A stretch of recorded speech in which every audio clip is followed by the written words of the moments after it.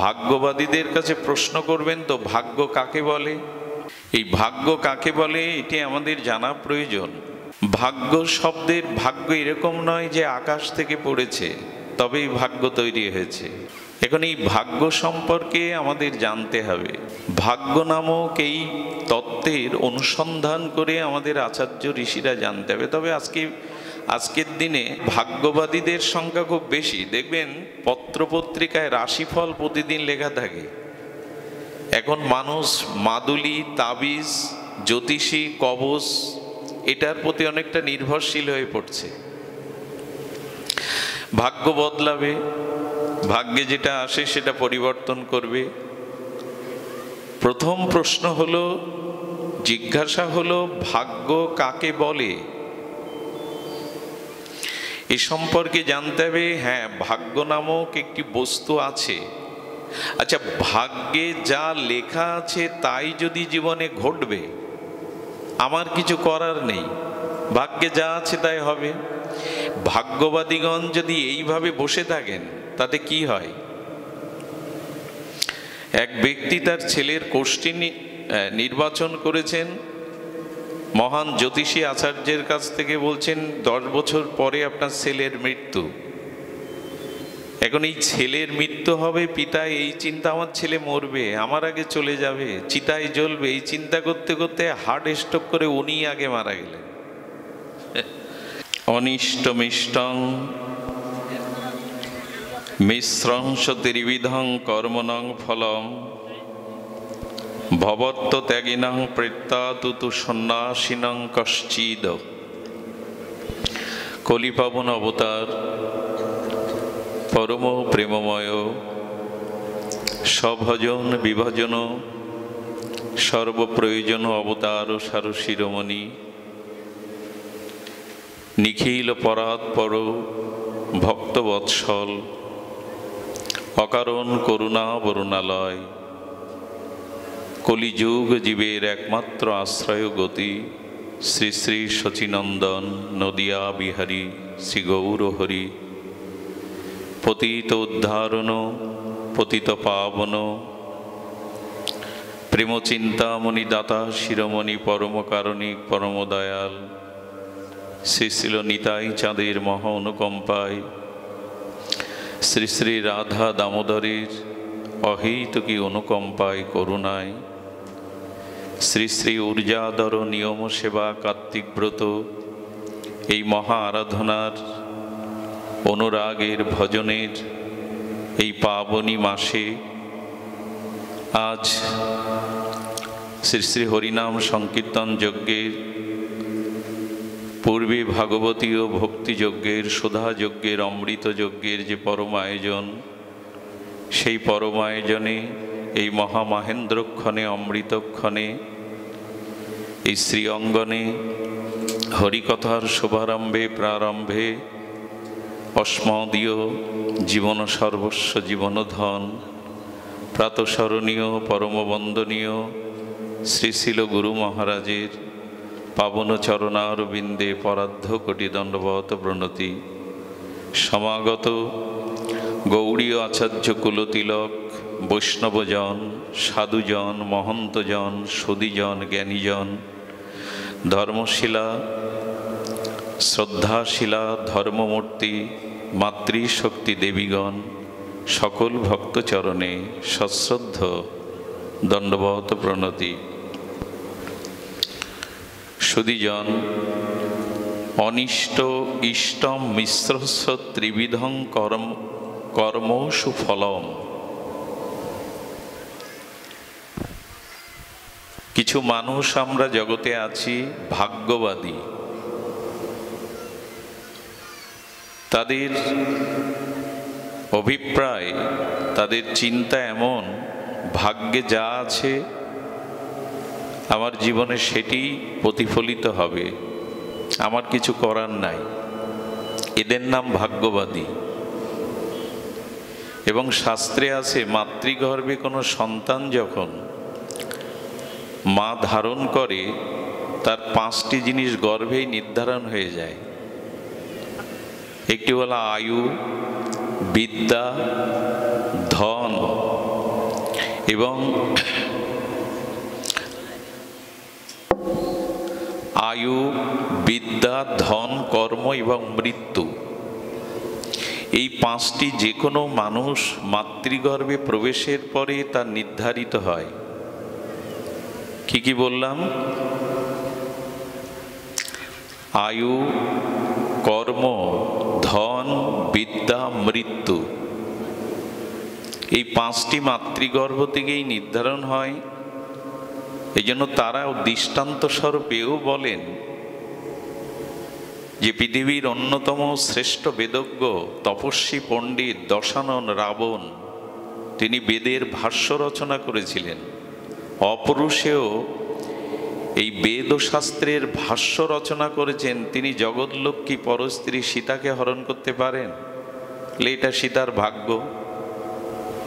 কেহ বলেন, খুব ধ্যান দিয়ে শুনুন, কেহ বলেন যে রামচন্দ্র রঘুপতি মর্যাদা পুরুষোত্তম ধর্মের মূর্তিমন্ত বিগ্রহ, তিনি স্বর্ণ হরিণের পিছনে ছুটতে হয় না, এটা জানেন না? যে সোনার হরিণের পিছনে ছুটলে কিছু পাওয়া যায় না, তাও ছুটলেন তিনি, বলে এটাও ভাগ্য। ভাগ্যবাদীরা দৃষ্টান্ত দিচ্ছেন, এটাও ভাগ্য। শুধু কি তাই? দৃষ্টান্তে এমন দেখা যায়, শ্রীবৎস রাজা, তিনি গ্রহরাজ শনির কোপে পড়ে পোড়া মাছ ধুতে গিয়ে লাফিয়ে গেল, এও ভাগ্য। ভাগ্যে নাই তো পোড়া মাছও লাফিয়ে যাবে। ভাগ্যবাদীদের বক্তব্য এরকম। এবং সীতামায়ের এই যে হরণ, রাবণ কর্তৃক সীতাহরণ, রঘুপতি রামচন্দ্র কর্তৃক স্বর্ণহরিণের পেছনে গমন, এমন করে দশরথের মৃত্যু, এই সব কিছুকে ভাগ্যবাদীরা ভাগ্য বলতে চান। এখন আমার আপনাদের কাছে জিজ্ঞাসা, ভাগ্য কাকে বলে? ভাগ্যবাদীদের কাছে প্রশ্ন করবেন তো, ভাগ্য কাকে বলে? এই ভাগ্য কাকে বলে এটি আমাদের জানা প্রয়োজন। ভাগ্য শব্দের ভাগ্য এরকম নয় যে আকাশ থেকে পড়েছে তবেই ভাগ্য তৈরি হয়েছে। এখন এই ভাগ্য সম্পর্কে আমাদের জানতে হবে। ভাগ্য নামক এই তত্ত্বের অনুসন্ধান করে আমাদের আচার্য ঋষিরা জানতে হবে। তবে আজকের দিনে পেছনে কথা বলছে কারা? আজকের দিনে ভাগ্যবাদীদের সংখ্যা খুব বেশি। দেখবেন পত্রপত্রিকায় রাশিফল প্রতিদিন লেখা থাকে। এখন মানুষ মাদুলি, তাবিজ, জ্যোতিষী, কবচ, এটার প্রতি অনেকটা নির্ভরশীল হয়ে পড়ছে। ভাগ্য বদলাবে, ভাগ্যে যেটা আসে সেটা পরিবর্তন করবে। প্রথম প্রশ্ন হলো, জিজ্ঞাসা হলো, ভাগ্য কাকে বলে? এ সম্পর্কে জানতে হবে। হ্যাঁ, ভাগ্য নামক একটি বস্তু আছে। আচ্ছা, ভাগ্যে যা লেখা আছে তাই যদি জীবনে ঘটবে, আমার কিছু করার নেই, ভাগ্যে যা আছে তাই হবে। ভাগ্যবাদীগণ যদি এইভাবে বসে থাকেন তাতে কি হয়? এক ব্যক্তি তার ছেলের কোষ্ঠী নির্বাচন করেছেন। মহান জ্যোতিষী আচার্যের কাছ থেকে বলছেন 10 বছর পরে আপনার ছেলের মৃত্যু। এখন এই ছেলের মৃত্যু হবে, পিতা এই চিন্তা, আমার ছেলে মরবে, আমার আগে চলে যাবে, চিতায় জ্বলবে, এই চিন্তা করতে করতে হার্ট স্ট্রোক করে উনি আগে মারা গেলেন। ভাগ্যবাদীরা প্রয়াসও জ্যোতিষশাস্ত্র বা ভাগ্য নির্ণয় করে এই ভাবতে ভাবতে সে নিজের ক্ষতি করে বসে। এবং এমনও হয় যে লটারিতে আমি আগামী 5 বছরে ধনী হয়ে যাব, তো সেই চিন্তা করতে করতে অলস হয়ে যায়। যখন ধনী হব লটারি বেঁধে, আর কাজের কি দরকার? ভাগ্যবাদীদের এরকম একটা অবস্থা মনে তৈরি হয়। এখন ভাগ্য আসলে কি? শুনুন, হরি কথা, ভাগবত কথা মানে সাধারণ লীলা কথা শুধু নয়। আমাদের জীবন পরিবর্তনের কি হচ্ছে? আছে মালা আছে, চুপচাপ শুনুন ভগবত কথা। ভাগ্য পরিবর্তন বা ভাগ্য বলতে কি বুঝি? কর্ম তিন প্রকারের, খুব ধ্যান দিয়ে শুনতে হবে, মন দিয়ে, কারণ এই ভাগ্য নিয়েই আজ চলছে চারিদিকেই এর বিধি ব্যবস্থা।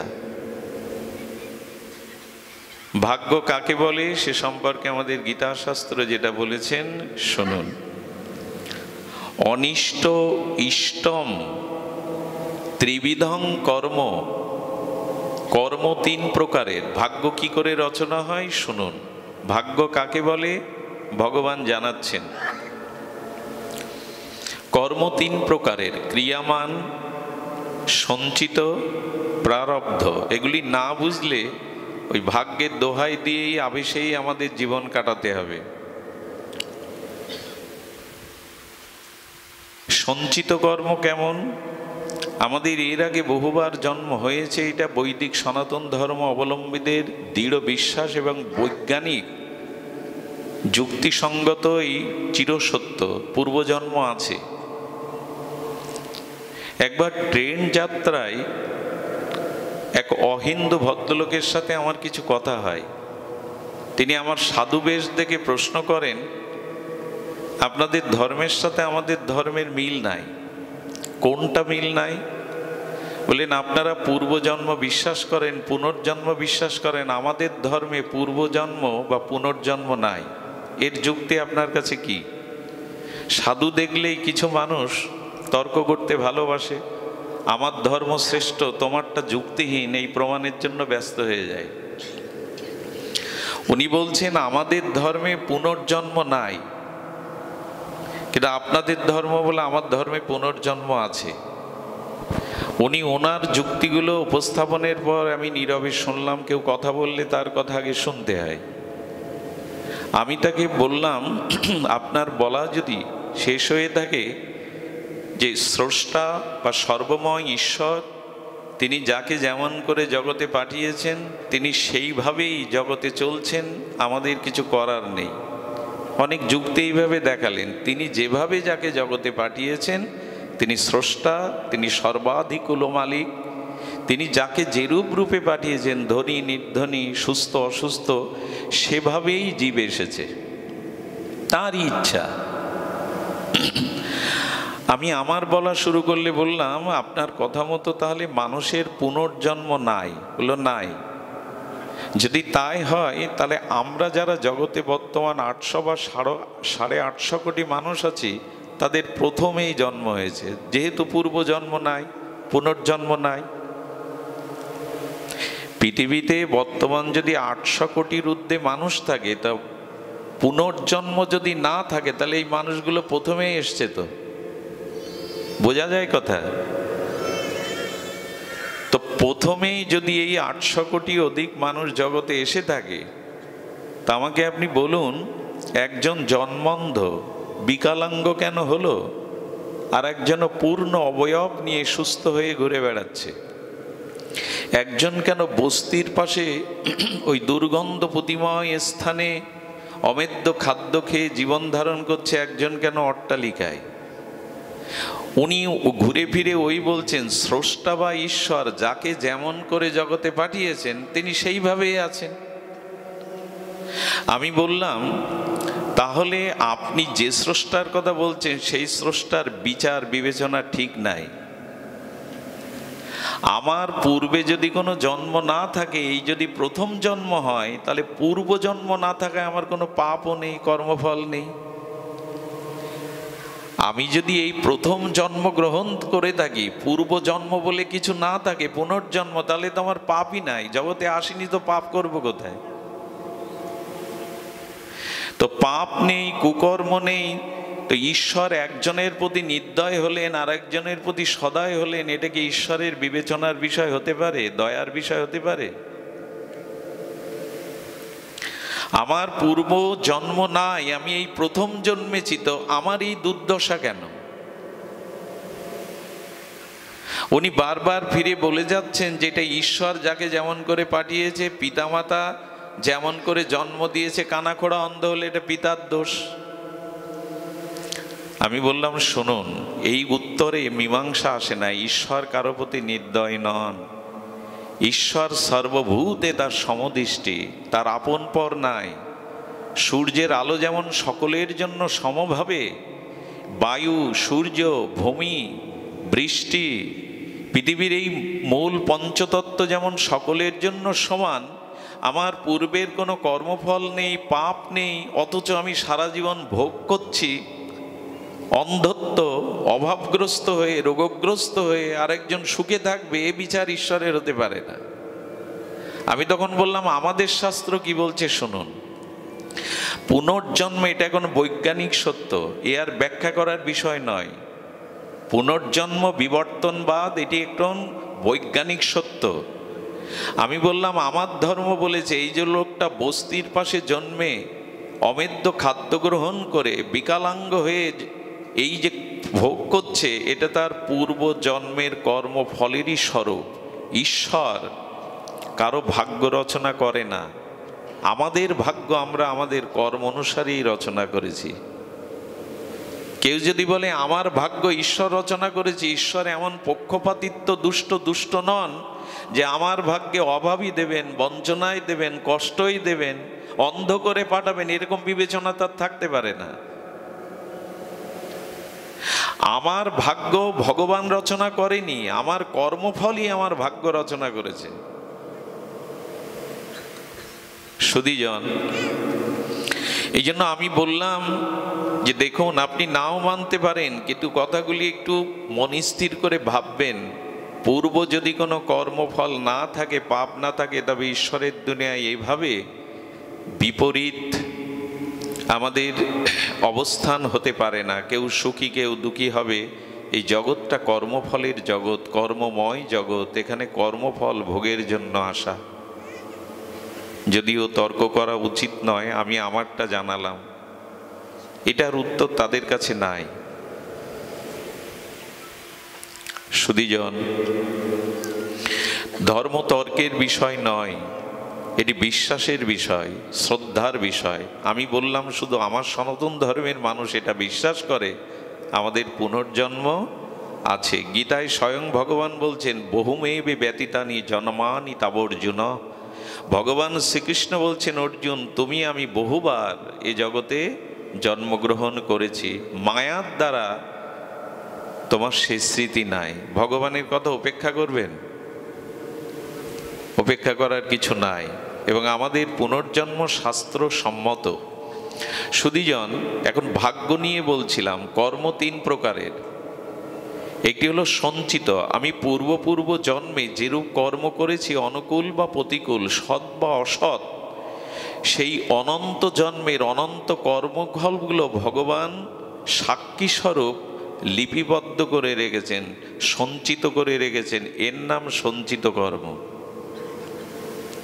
আমি যখন মাতৃজঠরে আসি, তখন অনন্ত জন্মের কর্মফল যুক্ত সঞ্চিত কর্মের এক বিন্দু আমার সাথে আসে, আর তাই ভোগ করি আমি জগতে এসে।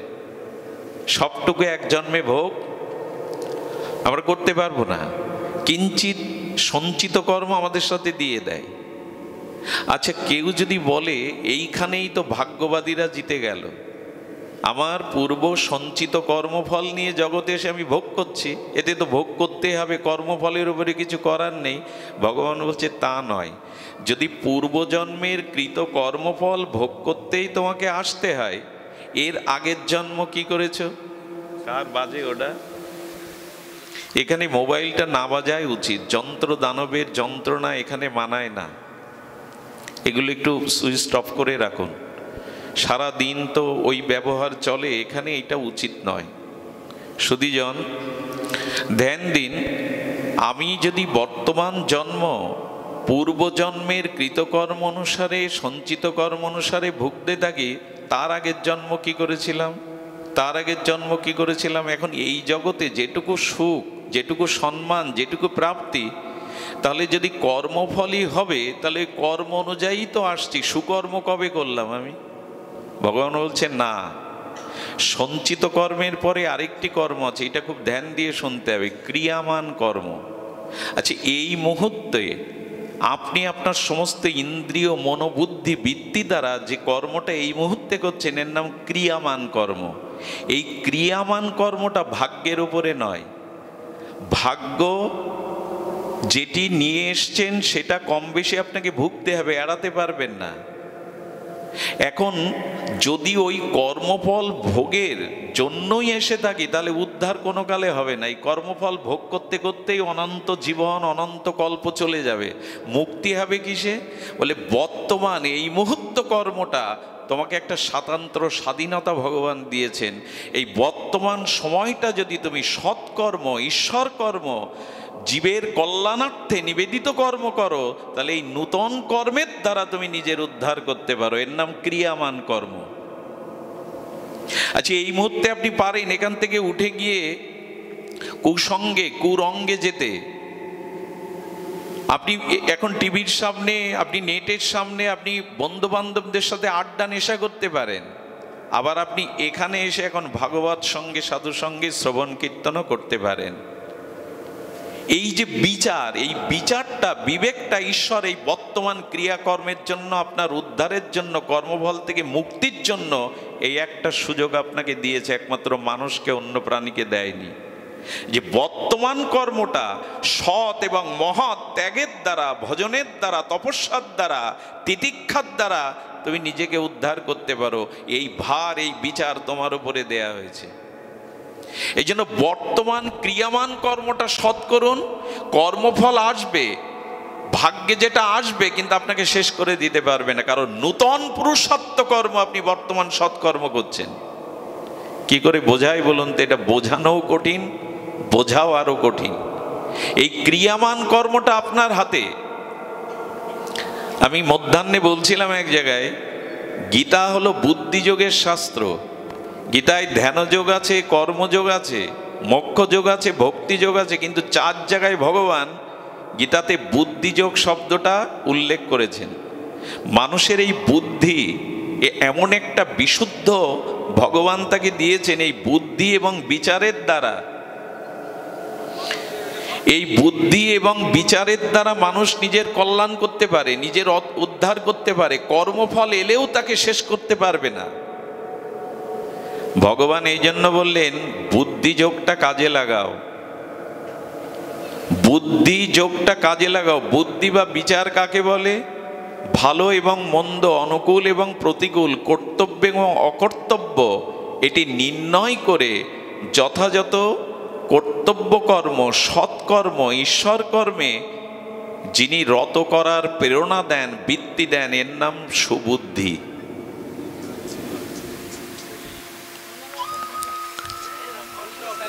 এর নাম সুবুদ্ধি। মোবাইল তো বাজবেই। ভগবান শ্রীকৃষ্ণ শয়নে, স্বপনে, জাগরণে, স্নানে সবসময় বাঁশি রাখতেন, বাঁশি ছাড়তেন না। ঘুমানোর সময় যশোদা দেখতেন ওনার কোমরে বাঁশি আছে। কেন আমরাও একটা জিনিস রাখি এখন, শয়নে, স্বপনে, জাগরণে, বালিশের মধ্যে, বুকের মধ্যে।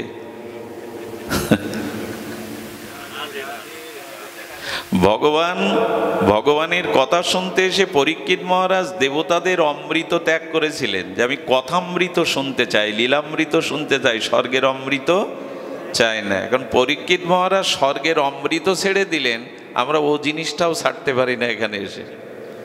আমাদের আর কি হবে? ভগবানের কথামৃতের জন্য স্বর্গের অমৃত ত্যাগ করে দিল পরীক্ষিত। বলে ও পেয়ে আয়ু বাড়বে, তাতে কৃষ্ণ ভক্তি হবে না, আমার উদ্ধার হবে না, ও পেয়ে কি করব আমি? দেবতারাও তো অমৃত পান করেছে, তাতে কৃষ্ণ ভক্তি হয়েছে তাদের। তা আমি ওই অমৃত চাই না। হে গুরুদেব, হে পরমারাধ্য পরমাত্মান, আপনার মুখে মুখনির্গলিত অনুভববেদ্য হরিকথামৃত পান করান, যাতে আমি কৃষ্ণ ভক্তি পাই। ওই অমৃত আমি চাই না। এখন পরীক্ষিত স্বর্গের অমৃত ছাড়লেন, আমি যদি এটাও এখানে না ছাড়তে পারি আমার গতি আর কি? ভালো, তাই চালিয়ে যান। মাঝে মাঝে বলি, ওই জিনিসটা যেটা ব্যবহার করছেন না, আপনি মারা যাবেন, আপনার কাঁথা, কাপড়, বিছানা, বালিশ, খাট যেগুলো দূষিত হয়ে গেছে, এতদিন পড়েছিলেন, বলবে এগুলো বাবা মার প্রিয় ছিল, দিয়ে দাও। মোবাইল দেবে তো চিতায়? ওটা সাথে দেবে না, ওটা একটু দাম বেশি, ওটা অন্যজন ব্যবহারের জন্য রেখে দেবে, সাথে যাবে না। তো এখন কৃষ্ণ কথাটা শুনুন, এই ভজন ফলটা সাথে যাবে, অন্য প্রয়োজনটা নিয়ে এখানে আসতে নাই। কারো খুব গভীর কোনো সংবেদনশীল প্রয়োজনীয় বিষয় থাকলে ওটা মিটিয়ে এখানে আসতে হয়। সুধীজন, ক্রিয়ামান কর্মটা কিন্তু আপনার উপরে নির্ভর করছে। এই যে সুবুদ্ধি দ্বারা আপনি বর্তমান সময়টাকে কোন কাজে আপনি নিয়োগ করছেন, কোন পুরুষার্থে নিয়োগ করছেন, এইটা আপনার স্বাধীনতা দিয়েছেন ভগবান। নালে আপনি তার হাতের শুধু পুতুল হয়ে থাকতেন, আপনার উদ্ধারের কোনো ওই ভাগ্যই আপনাকে বারবার জন্ম কর্মফল ভোগ করাতো, উদ্ধার হতো না। দেখুন, বুদ্ধি যদি আপনি সুবুদ্ধি বিচারের দ্বারা বর্তমান কর্মটা সুমঙ্গলময় ঈশ্বরে সমর্পিত না করতে পারেন, সৎকর্ম কোনো কালেই কিন্তু নিস্তার নেই। এই জন্য বর্তমান সময়টা কাজে লাগানো দরকার, যেটা এখন আপনারা লাগাচ্ছেন এই নিশি জেগে মাটিতে বসে সাধু সঙ্গে। এই বর্তমানটাকে বলে ক্রিয়ামান কর্ম। আরেকটি কি বলে, ক্রিয়ামান কর্মটা আগে একটু বুঝতে হবে। এই ক্রিয়ামান কর্ম যেটি এই মুহূর্তে করছেন, এটা বুদ্ধির দ্বারা করলে আপনার কল্যাণ হয়ে যাবে। কয়েকদিন ধরে এই লীলা দুটি না বলে পাচ্ছি না, লোভ সামলাতে পাচ্ছি না।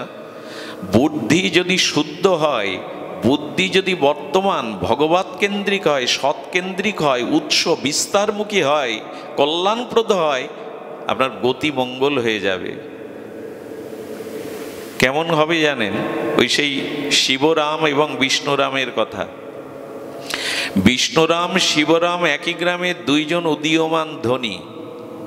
এখন একই গ্রামে পাশাপাশি যদি দুইজন উত্তর ধনী হতে থাকে, তাদের মধ্যে প্রতিযোগিতা বাড়বে, কে কাকে টেক্কা দিতে পারে। এখন ভক্ত না হলে, তার ভিতরে যথার্থ জ্ঞান না থাকলে, এই দুই ধনী একে অপরকে উপরে ওঠার চেষ্টা করবে। কেমন জানেন? একজন যদি কাশ্মীরে যায়, ও দার্জিলিং যাবে। এই দেখ, আমিও ভালো জায়গায় গেছি।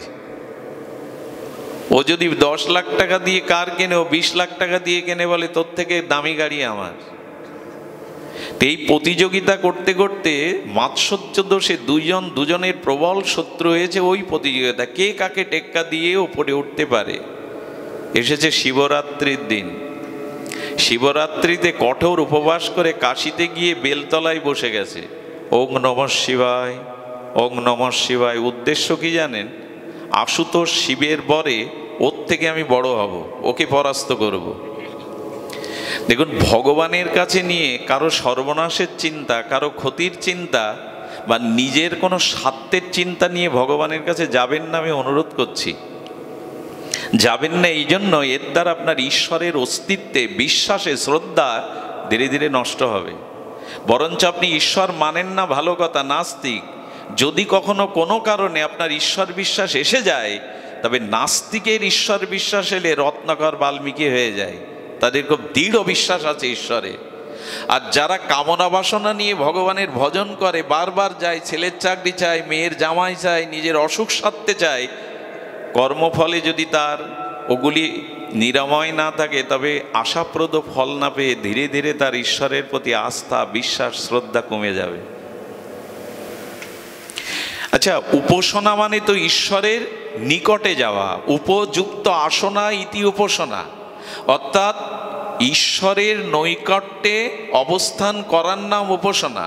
আমি মন্দিরে গেলাম, ভগবানের চরণে কাঁদছি আর বলছি ছেলের চাকরি দাও, আমি কি ভগবানের উপাসনায় গেলাম না ছেলের চাকরির কাছে গেলাম? ভগবানের নিকটে যায়নি তো। ভগবানের নিকটে বসে ছেলের চাকরির চিন্তা করছে, আমি উপাসনায় যাইনি।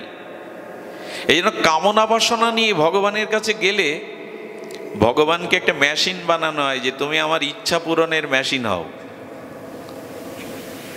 এই জন্য স্বসুখ বাসনা কামনা নিয়ে না যাওয়াই ভালো। যদিও আমরা কামনা দিয়ে সৃষ্টি, আমাদের বিভিন্ন কামনা বাসনা তো আছেই। সুধীজন, তো শিবরাম বিষ্ণুরাম দুইজনই শিবরাত্রির নিশীথে তপস্যায় বসেছে, যাতে কি হয়, ভগবান শিবের বরে বলিয়ান হয়ে আমি ওকে পরাস্ত করতে পারি। ভোরবেলা মাতা পার্বতী জগৎমাতা বলছে, যাও ভগবান, ওদের দেখা দিয়ে কৃপা করে এসো। কেমন নিরম্ব উপবাস থেকে ওং নমঃ শিবায় জপ করছে সারা রাত। শিব ঠাকুর বললেন, আমি তো মঙ্গলময়, কিন্তু ওরা যে উদ্দেশ্যে বসেছে আমি গেলে ওদের মঙ্গল হবে না। বলেন এক কাজ করুন, ওকে যা দেবেন তার থেকে দ্বিগুণ যেন আমার হয়। মানুষের বুদ্ধি তো কম না, মাঝে মাঝে ঈশ্বরও ঘোল খেয়ে যায় আমাদের বুদ্ধিতে। কি বলি হারি বুদ্ধি রে। তথাস্থ বলে শিব ঠাকুর চলে গেলেন। শিবরামের কাছে গিয়ে বলছে, দর্শন দিলাম, বর চাও। বলে, প্রভু আমাকে প্রথম দেখা দিলেন না বিষ্ণুরামকে? বলে, ওকে আগে দেখা দিয়েছি, তোমাকে পরে। বলে, ও কি চাইলো আগে বলুন, ওরও তো উদ্দেশ্য তাই। বলেন, ও চাইলো তোমার যা আমি দেব, বর দেব, তার থেকে দ্বিগুণ যেন ওর হয়।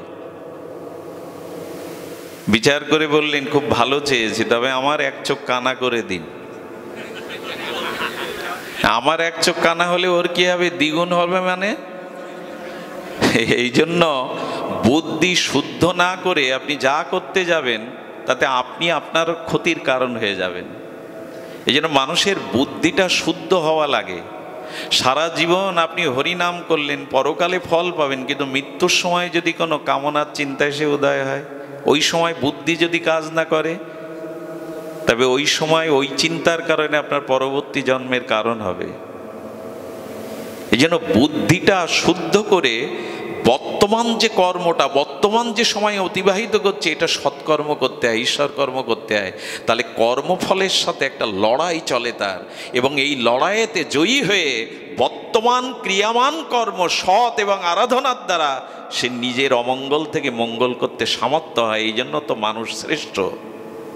কিন্তু বর্তমান করছিটা কি? আমরা কর্মফলের সাথে লড়াই করে আমি ঈশ্বর প্রাপ্তি হয়ে নিজের জন্ম মৃত্যু এড়াবো। আমাদের বর্তমান কর্মটা হচ্ছেটা কি?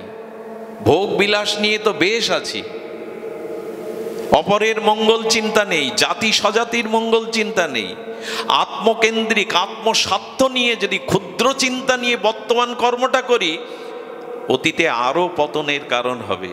এই জন্য শাস্ত্রে বলছে, বর্তমান ক্রিয়ামান কর্মটা সৎ করো, আদর্শবান সৎ কর্ম ক্রিয়ার মধ্যে থাকো, তপস্যা, দান, সৎ চিন্তা, ভজনের মধ্যে থাকো, যেটা এখন আপনারা করছেন।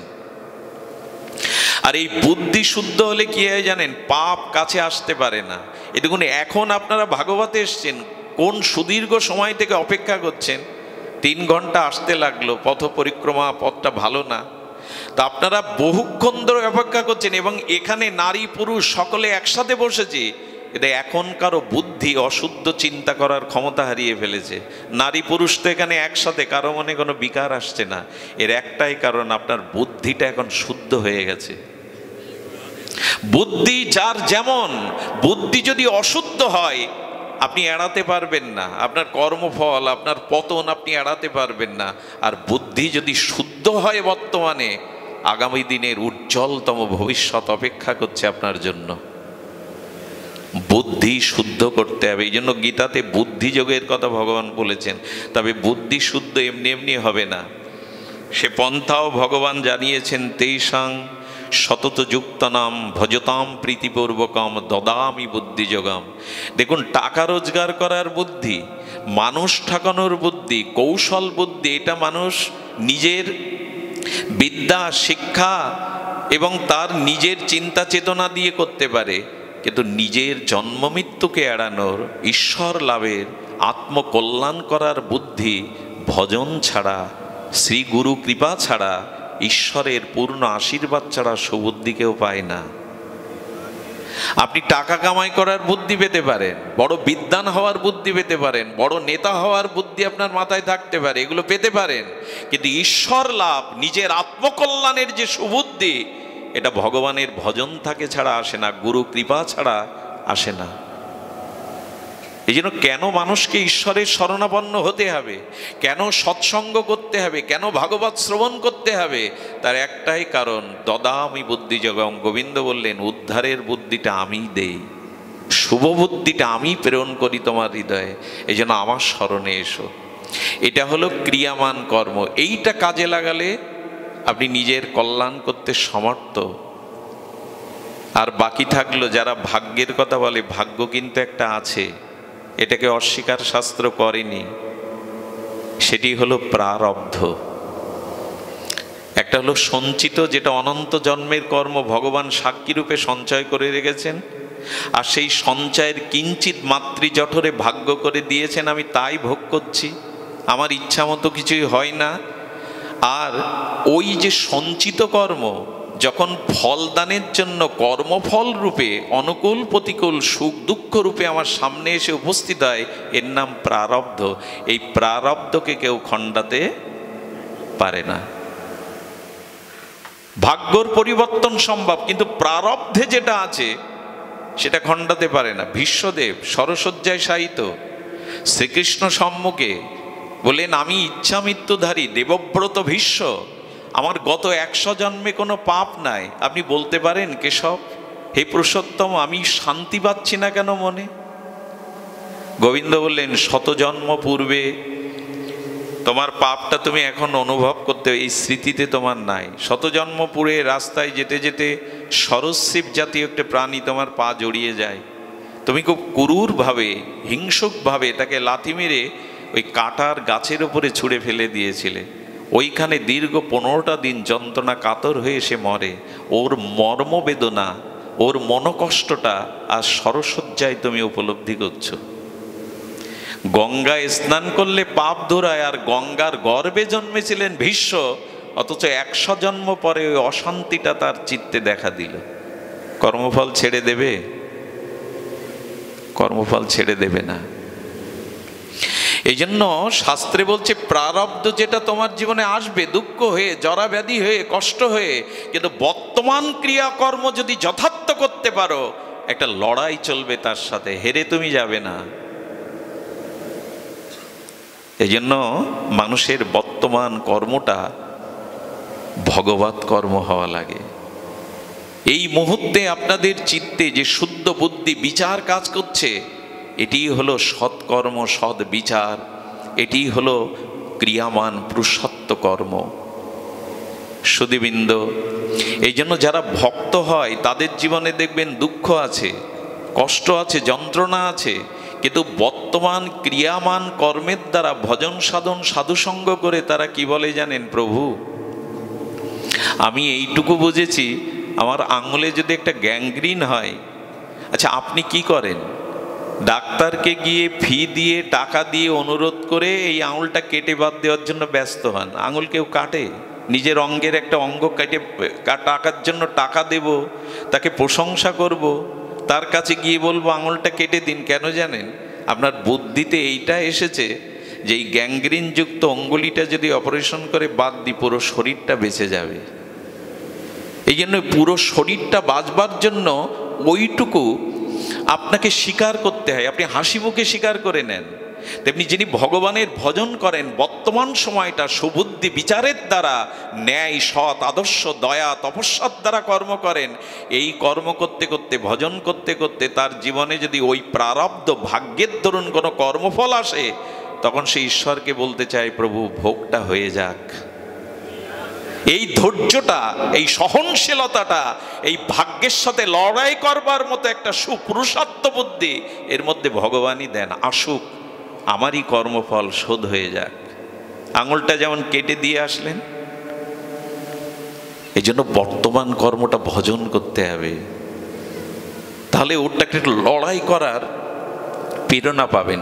আমার কর্ম যা আছে তা ভোগ হয়ে যাক, আমি এর জন্য তোমাকে জানাবো না প্রভু, আমার কোনো জন্মের কর্মফলটা ক্ষয় হয়ে যাক। এই সুবুদ্ধিটা, এই ধৈর্যটা, দেখুন মানুষের জীবনে ভজনের দ্বারা ধৈর্য আসে, আর ধৈর্যটা হলো আমাদের ভেতরকার শক্তি।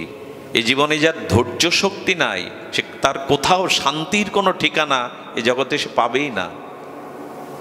মানুষকে ভগবান বিচারের দ্বারা, ভজনের দ্বারা ধৈর্যশীল, প্রহ্লাদকে কম অত্যাচার করলো তার পিতা, হাসি মুখে মেনে নিচ্ছে। এই শক্তি কোথায় পায় এইটুকু বালক? ভগবানের ভজনের দ্বারা এই বুদ্ধি আসে, আমাকে মেনে নিতে হবে। এর মধ্যেও সে মঙ্গল দেখছে। বলে কি মঙ্গল?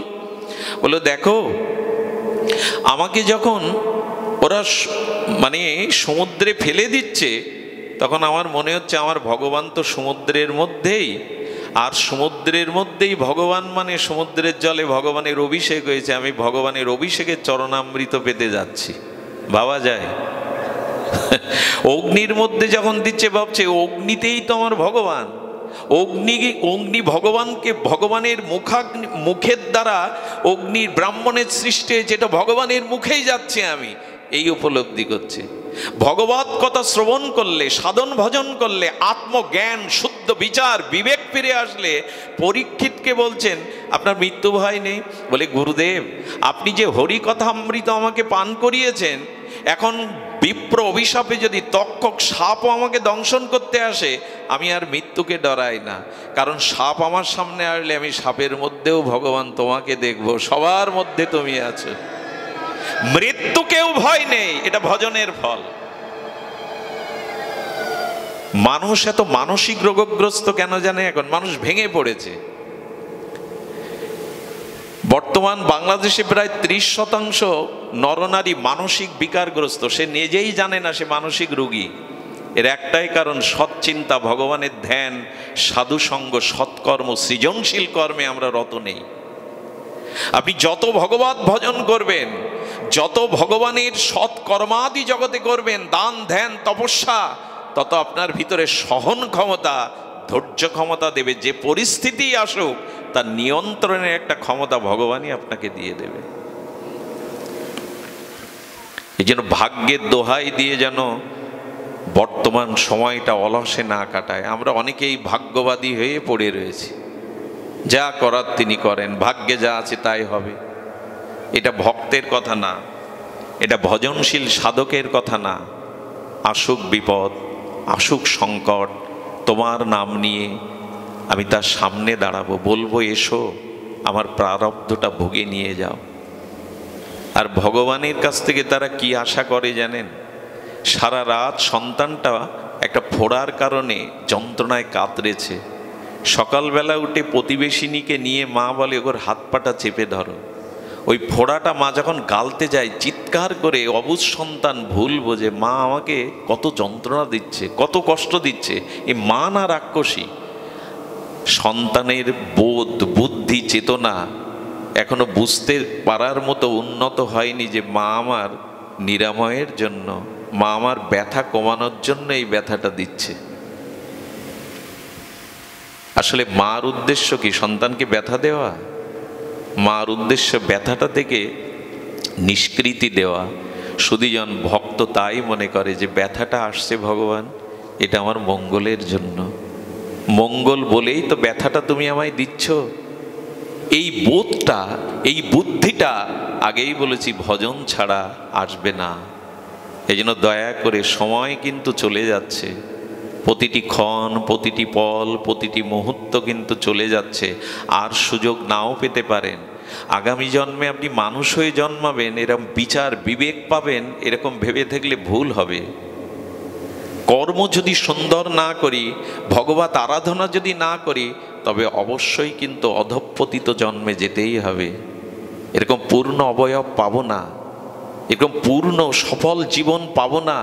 তাই বর্তমান সময়টা প্রতিক্ষণ আয়ু ফুরিয়ে যাচ্ছে, কাল গ্রাস করে নিচ্ছে, কাজে লাগান। কাজে না লাগালে কিন্তু আগামী জন্মে এই সুযোগ পাবো না। শুকর কুকুরে জন্মাতে হতে পারে, তীর্যকজনিতে জন্মাতে হতে পারে। কি করার আছে তখন আমার? আমি যদি এর পরের জন্মে রেল বস্তিতে জন্মাই, ওই ঝুপড়ির মধ্যে অমেধ্য গন্ধ মলমূত্রের মধ্যে, কি করার আছে আমার? ভগবান আমাকে উন্নত পরিবারে দিয়েছেন, বিদ্যা দিয়েছেন, শিক্ষা দিয়েছেন, পূর্ণ অবয়ব জ্ঞান শক্তি দিয়েছেন। আপনি নাও পেতে পারেন, কারণ ভজন না করলে আগামী জন্ম অধঃপতিত হতেই হবে। ন ভজন্ত তথা অধঃপতস্ধি। ভাগবত বললেন, বিবেক পেয়ে, জ্ঞান পেয়ে, সাধু পেয়ে, শাস্ত্র পেয়ে যদি নিজের উদ্ধার নিজে না চেষ্টা করো, আগামী জন্মে তোমাকে অধঃপতিত হতেই হবে, নিচুকুলে যেতে হবে, তীর্যকজনিতে যেতে হতে পারে। এই হিসাব আমাদের কাছে, এই চিন্তা আমাদের কই? দিন তো ভালোই যাচ্ছে কেটে, ভালো যাচ্ছে না। এই জন্য বর্তমান ক্রিয়াকর্মটি আমাদের সৎ হওয়া একান্ত প্রয়োজন। সুধীবৃন্দ, এই জন্য ভগবানের এই ভাগ্যের উপরে দোহাই দিয়ে ভাগ্যবাদীদের দলে ভিড়ে এভাবে শোভে দেবেন না। নিজের পুরুষত্ব, নিজের চেষ্টা, ক্রিয়ামান কর্মকে যথাযথ রূপে রূপ দিন। মানুষ তার ভাগ্য বদলাতে পারে, প্রারব্ধ ক্ষয় করতে পারে না। গান্ধারীর মতো একজন এত বড় বিদুষিনী নারী, তিনিও কৃষ্ণকে বলছেন 50 জন্ম আমার পাপ নেই, শতপুত্রের শোক কেন পেতে হবে? সবাই জানেন, ভগবান স্মরণ করিয়ে দিল 50 জন্ম পর্যন্ত তোমার স্মৃতিশক্তি আছে, তার আগের জন্ম তোমার জানা নেই গান্ধারী। তোমার কর্মফলই তোমাকে পেতে হচ্ছে, এখানে আমার কোনো ভূমিকা নাই। সুধীবৃন্দ, ধৈর্য যদি থাকে, সৎ বুদ্ধি যদি গুরু কৃপায় ভজন মহিমায় নিতে পারেন, কি হয় জানেন?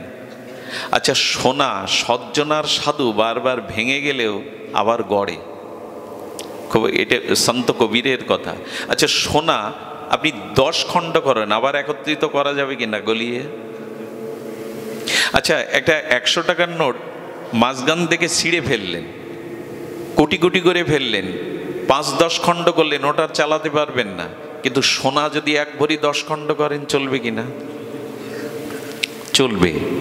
এ কথা বলবার অভিপ্রায় হলো এই যে দেখুন, ধৈর্য যদি থাকে, বর্তমান কর্ম যদি ভজন সাধন ত্যাগ তিতিক্ষায় থাকে, তাহলে কি হবে? বলছেন যে সাধু যারা, সজ্জন যারা, সোনা এগুলো বারবার ভাঙলে তারা আবার নিজেকে গড়তে পারে। সাধুর বিপদ আসে না এমন নয়, সাধুর জীবনে কলঙ্ক আসে না, অপমান আসে না এমন নাই, কিন্তু তিনি শেষ হয়ে যান না, আবার উঠে দাঁড়ান, আবার তিনি নিজেকে জয় করেন। কিন্তু কুমোর, দুর্জন আর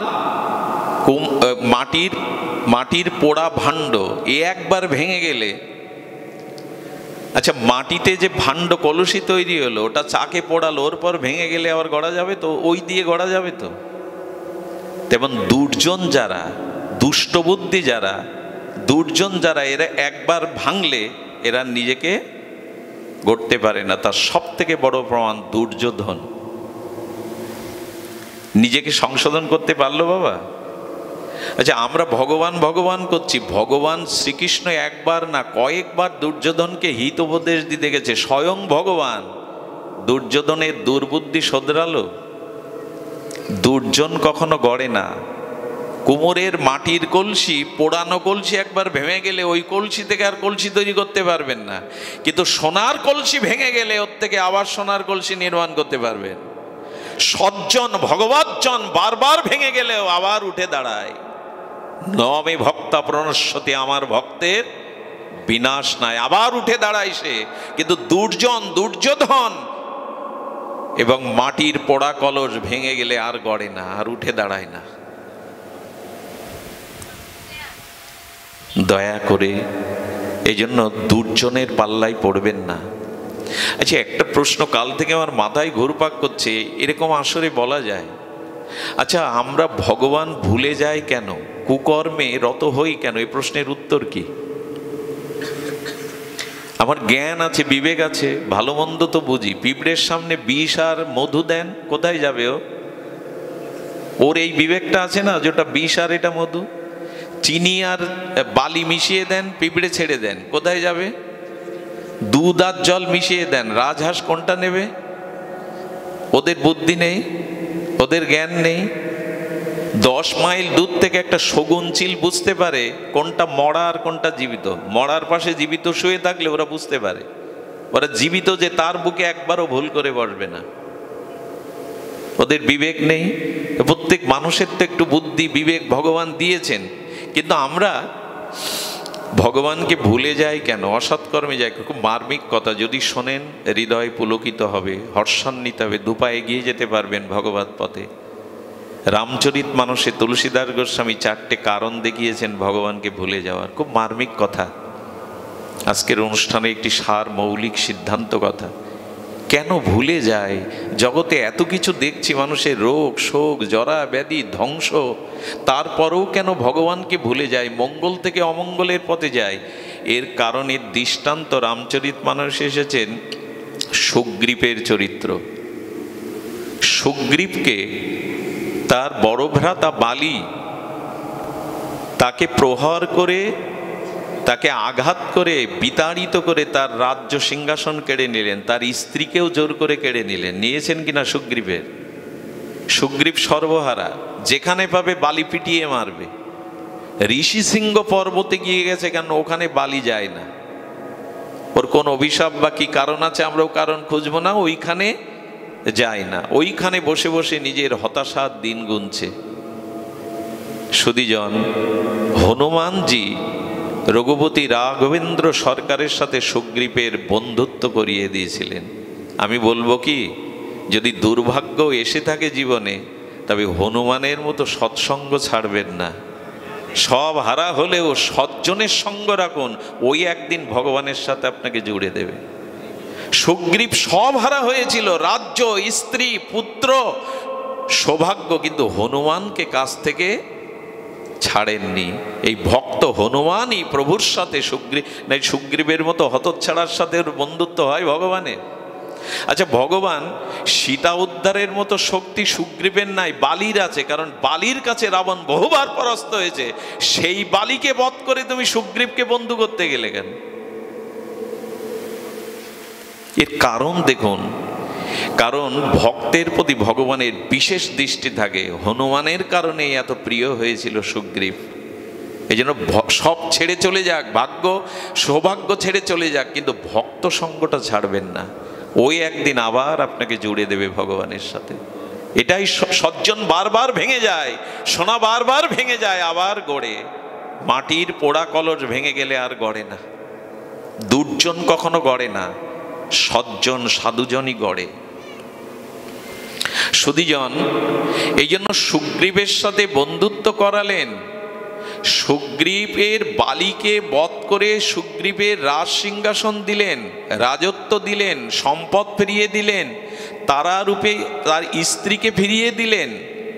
সর্বস্ব সিংহাসন দেওয়ার পরে আবেগে সুগ্রীব বলছে, প্রভু এত দয়ালু তুমি, এত কৃপা তোমার, সব ফিরিয়ে দিলে, রাজ্য, স্ত্রী, সম্পদ, পদমর্যাদা, আর আমাকে বুকে টেনে নিয়ে বন্ধুর মর্যাদা দিলে। সীতা উদ্ধার না হওয়া পর্যন্ত আমি ভালো করে ঘুমাবো না, আমার প্রতিটি নিঃশ্বাস প্রশ্বাস সীতা উদ্ধারে কাজে লাগবে। কিন্তু যেই রাজ্যের রাজা হলেন, 4 মাস আর রামের খোঁজই নেয়নি। নাচ গান রানী রাজ্য পেয়ে পুরো রামের কথা 4 মাসই তার মনে নাই।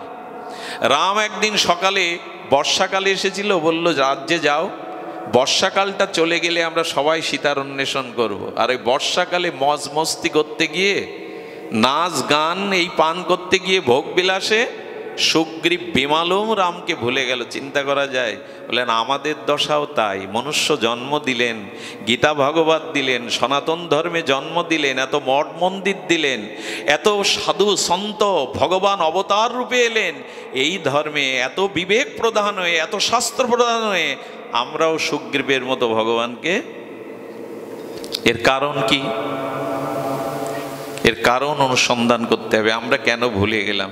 দেখুন, আমরাও কিন্তু সুগ্রীবের মতো মাতৃগর্ভে কথা দিয়ে এসেছিলাম, প্রভু জগতে গিয়ে তোমায় বলবো না। এ কথা কীর্তনীয়ারা খুব সুন্দর করে চোখের জলে বুঝিয়ে বুঝিয়ে বলে। আমার অত হয়তো ভাব ভক্তি নাই, তবু যেটা বলছি একটু সহজ করে। আমরাও কথা দিয়ে এসেছিলাম, এই হাত তোমার কাজে লাগাবো, এই মাথা সবার মধ্যে তুমি আছো, এই জন্য তোমাকে দেখে নত করব।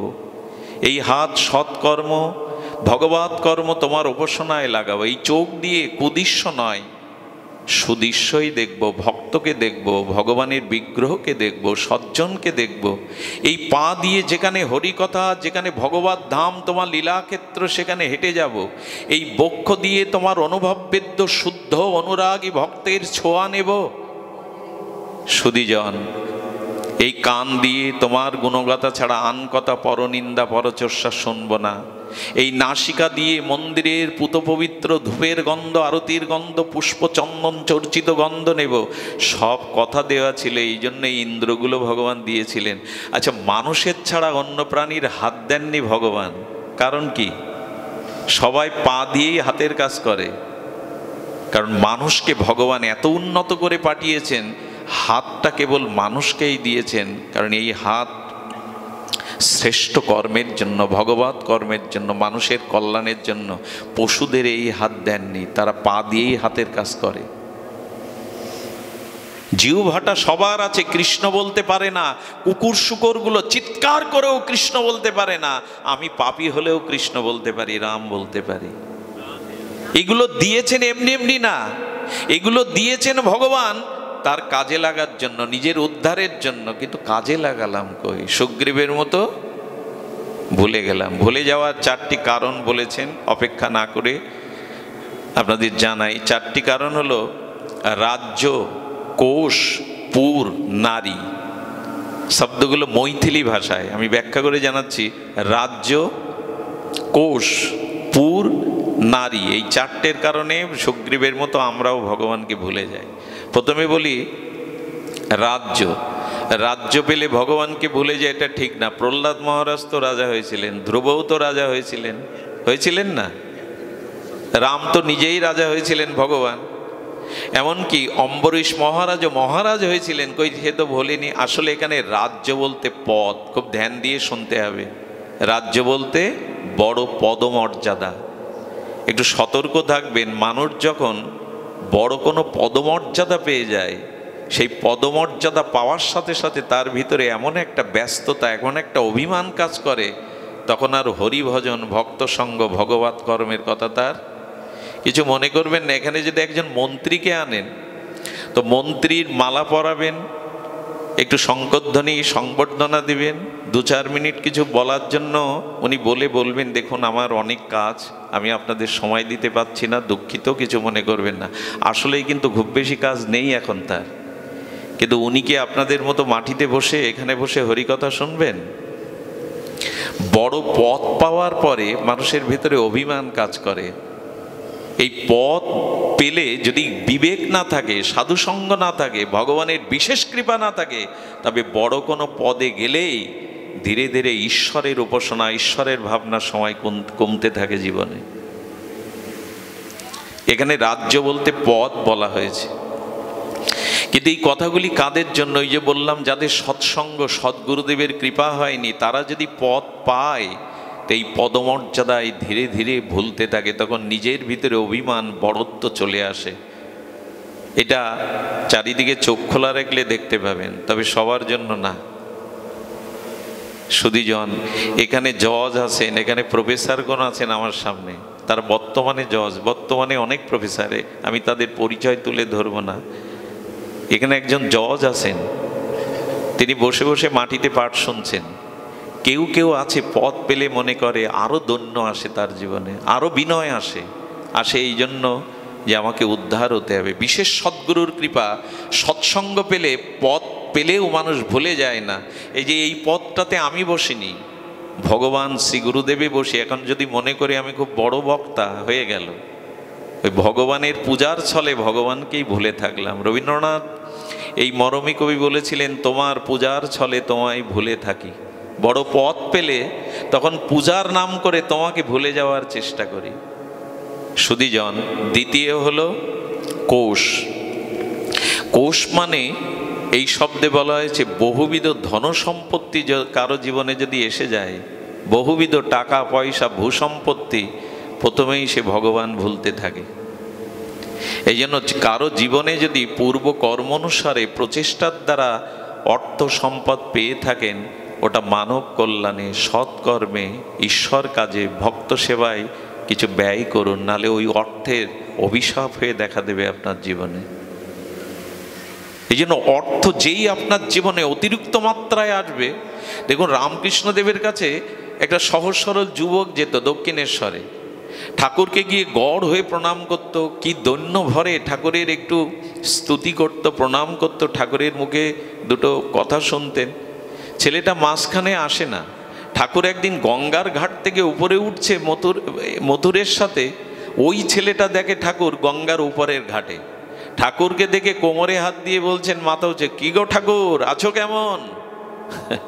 ঠাকুর মথুরকে বললেন, দেখ ওর হঠাৎ টাকা পয়সার মালিক হয়ে গেছে, এবং খোঁজ নিয়ে জানা গেল সত্যি হঠাৎ ধনী হয়ে গেছে। এই জন্য যে ধনী হয় সে যদি দিন ও দাতা না হয়, পরোপকার আত্মকল্যাণে আত্মনিয়োগ না করে, ওই ধন তাকে ভগবান শুধু ভোলাবে না, ওই ধন তার সর্বনাশের কারণ হয়ে দাঁড়াবে। পৃথিবীর বড় বড় ধনীদের দিকে তাকিয়ে দেখুন পরিণতি কি। এই জন্য ধন ভগবান দিয়েছেন, আপনার কর্মের দ্বারা পেয়েছেন, একে সৎ কাজে ব্যয় করুন। কোষ যখন আসে ভগবান ভুলে যায়। তৃতীয় হলো পুর। পুর মানে আমাদের এই যে সংসারে স্ত্রী পুত্র কুটুম্ব আত্মীয় স্বজনের প্রতি অতিরিক্ত মোহ যখন জন্মায়, তখনই সে ভগবান ভুলতে থাকে। এছাড়া আমার চলবে না, আমার স্ত্রী, আমার পুত্র, আমার ঘর, আমার বাড়ি, আমি আমি আমার আমার। পুর, পুর মানে দেহ। সংসারের আসক্তি যদি প্রবল এসে যায়, তখন ভগবানের স্মৃতি আর আপনার থাকবে না। আচ্ছা, আপনি বাড়ি থেকে যখন এই ভাগবত আসরের দিকে এগিয়ে আসছেন, তখন বাড়ি পেছনে পড়ে যাচ্ছে, ভাগবত এগিয়ে আসছে কিনা? আর এইখান থেকে যখন বাড়ি যাবেন, বাড়ির দিকে এগিয়ে যাবেন, তখন ভাগবত আসরটা পিছনে পড়বে, বাড়ি সামনে চলে আসবে। ঠিক তেমনি যদি স্ত্রী পুত্র সংসারের আত্মীয় স্বজনের প্রতি প্রবল মোহ বা আসক্তি এসে যায়, তখন ভগবানই আপনার জীবনে বাদ পড়ে। এরাই সব, এদের ছেড়ে কোথায় যাব? এই জন্য সংসারে থাকুন, কিন্তু এদের প্রতি অতিরিক্ত, এরা না হলে চলবে না, এদের মুখ না দেখলে আমার চলবে না, এই মোহে যদি পড়ে যান, তাহলে এই সংসার চক্র থেকে আর নিষ্কৃতি নাই। খবরদার, সংসার করছো করো। গীতায় ভগবান এই জন্য বললেন, পদ্ম ফুলের দিকে তাকাও। পদ্মটা জলেই জন্মায়, জলেই ভাসে, কিন্তু জল টেনে নেয় না, ওর অত আসক্তি নেই। অন্য পাতা, অন্য কাপড় জলে দিলে জল তাকে গ্রাস করে পচিয়ে গলিয়ে বিনষ্ট করে দেয়। পদ্ম জলেই জন্মায়, জলেই থাকে, কিন্তু জল নিজের মধ্যে টানে না, এই জন্য তার পচন নাই। সংসারে থাকো, কিন্তু অতিরিক্ত মোহ, অতিরিক্ত আসক্তি এদের প্রতি রেখো না। সুধীজন, এই জন্য বললেন পুর। এই অতিরিক্ত আসক্তি আমাদের বন্ধনের কারণ। আমি একটি দৃষ্টান্ত প্রয়াস দেই। অতিরিক্ত আসক্তির পরিণতি ভাগবতে একটা দৃষ্টান্ত এসেছে, উর্নাভ। কি বললাম? উর্নাভ মানে মাকড়সা। আপনি আজই চারপাশে আপনার ঘরে গিয়ে দেখবেন, মাকড়সার তিনটি ক্ষমতা ভগবান দিয়েছেন। একটা হলো ওদের গালে লালা আছে, ওই লালা দিয়ে ওরা জাল বুনতে পারে, ওই জালেই আবার স্থিতি বা বাস করতে পারে, আবার লালাটা ওই জালটাও ভেতরে টেনে নিতে পারে। ঈশ্বর যেমন সৃষ্টি করে, পালন করে, আবার ধ্বংস করে, ওদের ভিতরে এই তিনটে ক্ষমতা ঈশ্বর দিয়েছেন। ও কি করে জানেন? লালা দিয়ে শিল্পের মতো একটা জাল তৈরি করে। ওরকম আপনি আমিও পারবো না, কোনো শিল্পী পারবে না। ওই জাল করে কেন যেন? সুখে থাকবো বলে, রাজত্ব তৈরি করে, এখানেই সুখে থাকবো। এবং ওর মধ্যে থাকতে থাকতে বাচ্চা কাচ্চা নিয়ে রাজত্ব করে। দুদিন পরে ওর নিজের মোহজালে আটকে ওখানে মরে পড়ে থাকে, গিয়ে দেখবেন। আচ্ছা, মজার কাণ্ড কি জানেন? ও যাদের জন্য জাল বুনেছিল সুখে থাকবে বলে, ওর মরার পরে ওর শরীরের অংশগুলো ওই যাদেরও সৃষ্টি করেছে বাচ্চা কাচ্চা, ওরাই কুরে করে খায়। কোনো শুকনো উড়নাভর গায়ে হাত দিয়ে দেখবেন ওর ভেতরের কোনো পদার্থ আর নেই, ওরা কুরে খায়। যাদের প্রতি অতিরিক্ত মমতা আসক্তি জাগিয়েছে সংসারে, ওরাই ধীরে কুরে কুরে খাবে, ভগবানকে ভুলিয়ে দেবে। এই জন্য অতিরিক্ত আসক্তি ভালো না। স্ত্রী পেয়েছো, পুত্র পেয়েছো, দায়িত্ব কর্তব্য পালন করো। অত বাড়ি না ফিরলে চলবে না, তার মুখ না দেখলে চলবে না। এক বন্ধু আমাকে বলছে, জানিস আমার স্ত্রী এত সুন্দরী, এত গুণবতী, কারণ তুই কি করিস? বললো, মাঝে মাঝে অফিসে যাওয়ার আগে চাবিটা ইচ্ছা করে রেখে যায়, আরবার এসে দেখবো বলে। বাহ, এই তো জাল। সারা দিনের 500 বার তোমার সাথে কথা না বললে আমার মন সন্তুষ্ট হবে না। এই যে মোহ, এই যে পুরস্ত মোহ আপনাকে মাকড়সার জালের মতো কুরে করে শেষ করে দেবে।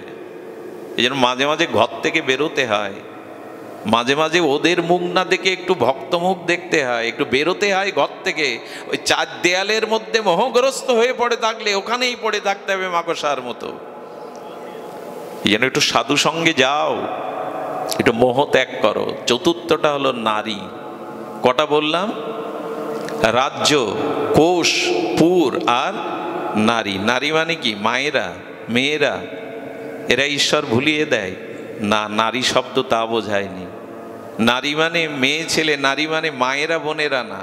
এখানে নারী শব্দের অর্থ করেছেন গোস্বামীপাদ কাম। এখানে নারী শব্দের অর্থ হলো ওটা পুরুষ বা নারী সকলের মধ্যেই কাম ভগবানকে ভুলিয়ে দেয়। আচ্ছা, এই রাতের আকাশে এখন সূর্য দেখতে পাবেন আপনি? রাতে সূর্য দেখা, রাত আর দিন একসাথে হবে কখনো? হয়েছে? তো যেখানে রাম সেখানে কাম নেই, আর যেখানে কাম সেখানে রাম নেই। অতিরিক্ত দেহভোগের বাসনা যার আছে কাম, সে ভগবানকে ভুলে যাবেই। এই চারটি হলো, একটু বিবেচনা করে একটু সুবুদ্ধি দিয়ে বিচার করবেন, এই চারটি ভগবানকে ভুলে যাওয়ার কারণ। দয়া করে এই চারটি থেকে একটু সতর্ক সাবধান থাকতে হবে। সুধীবৃন্দ, অনেক দেরি করে আসায় আমিও আপনাদের আর অত্যাচার করব না। এখন এই ভাগ্যের দোহাই দিয়ে অলস হয়ে বসে না থেকে ভগবত ভজন করুন, সাধু সঙ্গ করুন, সদ্গুরুদেবের চরণাশ্রয় করুন। এর মধ্যে দিয়ে ক্রিয়মান কর্ম, উপাসনায় রত হলে, ভজনে রত হলে, সজ্জন হলে, সাধু সন্তের বিশেষ কৃপা লাভ করলে আপনি সব কিছুই উদ্ধারের কারণ হয়ে দাঁড়াবেন। উদ্ধারিত আত্মনা আত্মা অবসাদয়েত। নিজের আত্মাকে আপনি শত্রু করবেন না, মিত্রই হয়ে যাবে আপনার কাছে। আপনি আপনার বন্ধু, আপনি আপনার শত্রু। সুধীবৃন্দ, এই জন্য যেটা প্রয়োজন, সেটি প্রয়োজন হলো ভগবানের চরণে আত্মসমর্পণ। এই কথাটি বলেই পাঠ রাখছি, খুব মার্মিক কথা। এই ভগবত চরণে সুবুদ্ধি দ্বারা, বিবেকের বিচারের দ্বারা সমর্পণ করে দিন। আমি অনেকবার বলেছি এই সমর্পণের কথা। এই সমর্পণের 6টি অঙ্গ আমাদের ভক্তি রসমৃত সিন্ধুতে গোস্বামীপাদ 6টি লক্ষণ করেছেন। এই শরণাগতির 2টি লীলা কথা, একটি তত্ত্ব কথা বলেই বিশ্রাম। শরণাগতি কাকে বলে? আনুকূল্যস্য সংকল্প প্রতিকূল্যস্য বিবর্জনম রক্ষিষীতি বিশ্বাস গোপিত্বে বরণং তথা কার্পণ্য দোষাবাহ ইতি সর্ববিধ সমর্পণম। 6টি লক্ষণ যদি আপনার মধ্যে থাকে তবে জানবেন আপনি ভগবানের চরণে। মুখে অনেকেই বলে কি জানেন? কৃষ্ণ সমর্পণমস্তু, আমি সব কিছু কৃষ্ণতে। আচ্ছা, অনেকেই দেখেছি দোকানে লিখে রাখে, এ দোকানকার কৃষ্ণ সমর্পণ মস্তু, অর্থাৎ আমি সব কৃষ্ণকে। এরকম মুখে বললে আত্মসমর্পণ। আপনি যতই সাইনবোর্ডে ঘরে লিখে থাকেন কৃষ্ণ ভবন, কানাই ভবন, এই ভবনটা আমার না, এরকম বললে শরণাগতি লক্ষণ তা নয়। কৃষ্ণ সমর্পণ মস্তু, এ যতই লিখে রাখেন, যতই মুখে বলিয়া ওড়ান, গোস্বামী বলছেন শরণাগতি এটা না। শরণাগতি কি কি করে বোঝায় বলুন? একজন তীর্থে গেছে দীক্ষা নেওয়ার জন্য, আর আজকাল কেউ দীক্ষা নেওয়ার জন্য ব্যাকুল হয়, জেনে না শুনে যেখানে সেখানে দীক্ষার জন্য দীক্ষা, কানে মন্ত্র নিতেই হবে। এক আশ্রমে গিয়ে এক বাবাজিকে বলছেন, আমি দীক্ষা নিতে এসেছি, আমার কানে দীক্ষা দিন। দীক্ষার সে বোঝেও না। এখন গুরুও পেয়েছে যেমন, যে যেমন আধার সে তেমন আশ্রয় যায়। গুরু কানে ফু দিয়ে কি বললেন? বলে যা দীক্ষা হয়ে গেছে। বলে ফু দিলেন দীক্ষা হয়ে গেছে? বলে হ্যাঁ, এখন দীক্ষা হয়ে গেছে, এখন দক্ষিণা দে। বলে আপনি দীক্ষায় কি দিলেন আগে বলুন। বলে না রে বেটা, তর্ক করছিস, আমি যা কানে ফু দিলাম এটাই দীক্ষা, আর এর কারণে তুই বৈকুণ্ঠ পেয়ে যাবি, যা এবার দক্ষিণা দে।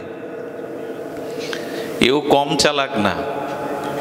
এ বলছে তা আমাকে যখন আপনি বৈকুণ্ঠে দিলেন, আমি দক্ষিণা স্বরূপ, উনি বাস করছেন উদয় চলে, বলে এই উদয় চলটা আপনাকে দিয়ে দিলাম। বলে বেটা ঠাট্টা করছিস? হ্যাঁ, উদয় চল তোর বাপের, ঠাকুর দাদা, যে তুই আমাকে দিয়ে দিলি। বলে বৈকুণ্ঠও কি তোমার বাপের? কানে ফু দিয়ে বৈকুণ্ঠ দিয়ে দিলে আমায়। এরকম আত্মসমর্পণ না, এরকম দীক্ষা নয়। কানে ফু দিলাম, সব হয়ে গেল, আমি গুরুচরণে সমর্পণ করে দিলাম, এরকম ভাববার কারণ নেই। শরণাগতির 6টা লক্ষণ। মেঘ ছাড়া বৃষ্টি হয়, লক্ষণ থাকতে হবে যে তুমি ভগবানকে নিজেকে সঁপে দিয়েছো। শুধু মুখে বললেই হবে আমি তোমার? 6টি লক্ষণে নির্ণয় হবে আপনি ভগবানের চরণে শোভেছেন কিনা। তার প্রথম লক্ষণ হল আনুকূল্যস্য সংকল্প, অর্থাৎ ভগবানের অনুকূল বিষয়গুলিকে সংকল্পরূপে দৃঢ়রূপে মেনে নিতে হবে যে ভগবান আমার জন্য যা মঙ্গল আমাকে তাই করেছেন। দেখুন, সমর্পণের দুটো দিক আছে, এক বিড়ালি আর এক বানরি। বানরি যখন বাচ্চা পাড়ে, বানর হনুমান, ওরা যখন বাচ্চা পাড়ে তখন বাচ্চাগুলো কি করে জানেন? বানরি তার বানর বাচ্চাটাকে ধরে না, বাচ্চাটাই মায়ের কোল আগড়ে ধরে। দেখবেন হনুমান বানরের বাচ্চাগুলো মা ধরে না, বাচ্চাগুলোই মায়ের বুক জড়িয়ে ধরে। আর বানরের যা স্বভাব, লাফালাফি করতে থাকে শাখা হতে শাখান্তরে, তো ওই শাখায় লাফাতে গিয়ে বানরির বাচ্চাগুলো মাঝে মাঝে পড়ে যায়, গেলেই টাস করে চড় মারে। মারে কেন জানেন? ভালো করে ধরিসনি বলেই পড়ে গেছিস। এটা একরকম সমর্পণ। আর বিড়ালি যখন ছোট বাচ্চা পারে না, বিড়ালিগুলো ওরা দেখবেন ওদের বাচ্চাটাকে ঘাড় মোটকে ধরে, ধরে ওদের সুখের জন্য 10 বার ঘরে স্থান পরিবর্তন করে। আচ্ছা, বিড়ালি যখন বিড়ালির বাচ্চাকে ধরে, ওর থেকে পড়ে যায়? তো পড়ে যাওয়ার সম্ভাবনা নাই। এবং এমন করে ধরে, ওই একইভাবে ইঁদুর ধরলে তার প্রাণ চলে যায়, ওইভাবে বাচ্চাকে ধরে, কিন্তু দাঁতের দাগও ওই স্পর্শ পায় না। ঠিক আত্মসমর্পণটা কেমন? ভগবান, আমি তোমায় বহুবার ধরতে গেছি, বারবার ওই বানরের বাচ্চার মতো পড়ে গেছি, কিন্তু এবার তুমি আমায় ধরো, বিড়ালির মতো তুমি আমায় ধরো, তাহলে আর আমি পড়বো না। আমি এসেছি তোমার চরণে, তুমি আমায় ধরো। আত্মসমর্পণটা কি? তুমি যে ওই যে বিড়ালির বাচ্চাটাকে ছায়ের গাদায়, কখনো পালঙ্কে, কখনো আলমারির উপরে রাখে, যেখানে রাখে বিড়ালির বাচ্চা মনে করে আমার সুখ হবে বলে আমাকে ভালো জায়গায় মা রেখেছেন। ঠিক জীবনে যে পরিস্থিতি আসে, হে ভগবান, এটা তোমার দান, তোমার করুণা, এই ভগবানের সংকল্পকে দৃঢ়রূপে মেনে নেওয়ার নামই হলো আত্মসমর্পণ। তুমি যা ভালো বুঝেছো আমার জন্য তাই করেছো। যদি বলে অপমান এলো, কলঙ্ক এলো, এটাও ভালো। বলো উপদেশে তুমি সংশোধন হচ্ছিলে না, তোমার কোনো কুঅভ্যাস কুদোষ শাস্ত্রের বাণীতে যাচ্ছিল না, ওই কলঙ্ক অপমানের দ্বারা যত দ্রুত মানুষ সংশোধন হয়, শাস্ত্র উপদেশে তত তাড়াতাড়ি সংশোধন হয় না। এই জন্য ওটা দরকার তোমাদের জীবনে, এই জন্য ভগবান দিয়েছেন। এভাবে ভাবতে পারি তো, প্রভু আমার যা মঙ্গল তা তুমিই বোঝো। এইভাবে ভগবানের সংকল্পকে হাসি মুখে মেনে নেওয়ার প্রথম লক্ষণ হলো আনুকূল্যস্য সংকল্প প্রাতিকূল্য বিবর্জনঃ। অর্থাৎ ভগবানের যাতে সুখ হবে না, ভগবানের যাতে আনন্দ হবে না, ভগবান যা পছন্দ করেন না, এ জীবন থেকে তাকে বিবর্জন করা, বিশেষ রূপে ত্যাগ করা। ওষুধও খাবো, কুপত্তও খাবো, হাপের রোগী বিড়িও খাবো, ওষুধও খাবো, হয়। ভগবানের যা যা পছন্দ না, ভগবান যা যা নিষেধাত্মক দিয়েছেন সাধু শাস্ত্র মুখে, আমি তাই করব। বিকালবেলা তাস পিটাবো, বিকালবেলা ধূমপান করব, সন্ধ্যায় গিয়ে হরিনাম করব ঝাঁঝ বাজিয়ে, কি হবে তাতে? সব একসাথে চালাচ্ছ, ঔষধও খাচ্ছ, কুপত্তও খাচ্ছ। ভগবানের পছন্দ নয়, ভগবান সুখ পাবে না, আনন্দ পাবে না, এমন প্রতিকূল বিষয়কে জীবন থেকে তাড়াতে হবে, তবেই তার নাম আত্মসমর্পণের দ্বিতীয় লক্ষণ। আবেগে ভেসে গেলে হবে না, হাউমাউ করে গড়াগড়ি দিলেই যে আত্মসমর্পণ হলো, ভক্তি হলো, এমন নয়।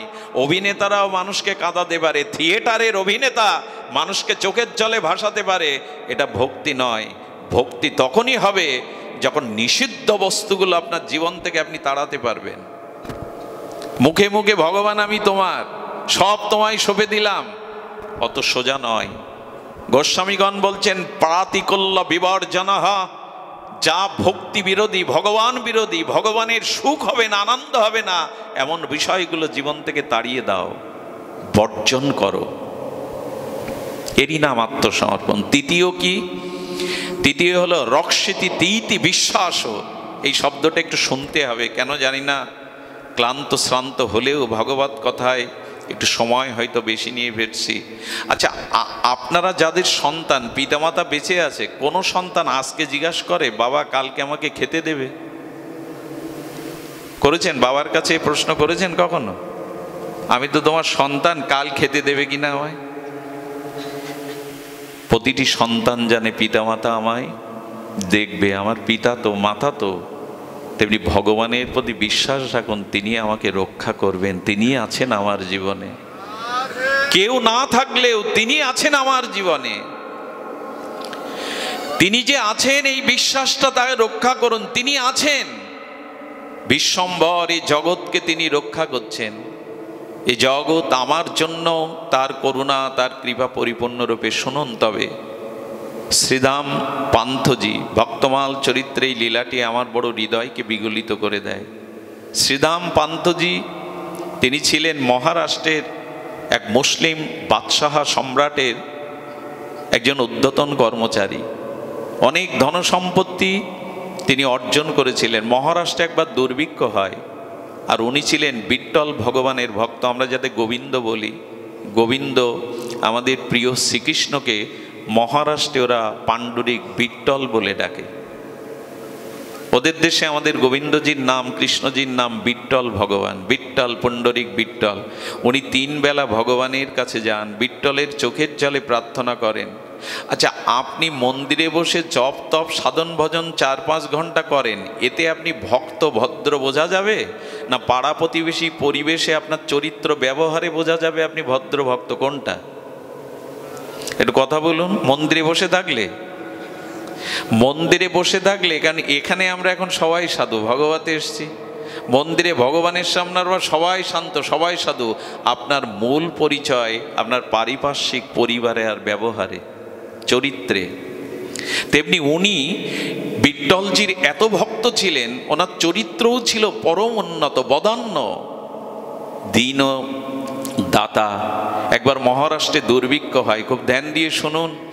এই দুর্ভিক্ষে উনি ওনার জমানো সমস্ত অর্থ, বাড়িটাও পর্যন্ত বন্ধক রেখে দিন দুঃখে দুর্ভিক্ষে মানুষের অন্নের ব্যবস্থা করেন। যখন নিজেরটা ফুরিয়ে গেল, তখন রাজার রাজকোষ থেকে, কারণ বাদশাহ দেবে না, এই জন্য রাজকোষ থেকে গোপনে নিয়ে ওটাও প্রজাদের মধ্যে, সাধারণ দিন দুঃখী বুভুক্ষ মানুষের মধ্যে বিলিয়ে দিলেন। কিন্তু কিছু মানুষ থাকে, তারা সবসময় অন্যের দোষ, অন্যের সর্বনাশের চিন্তায় রত থাকে।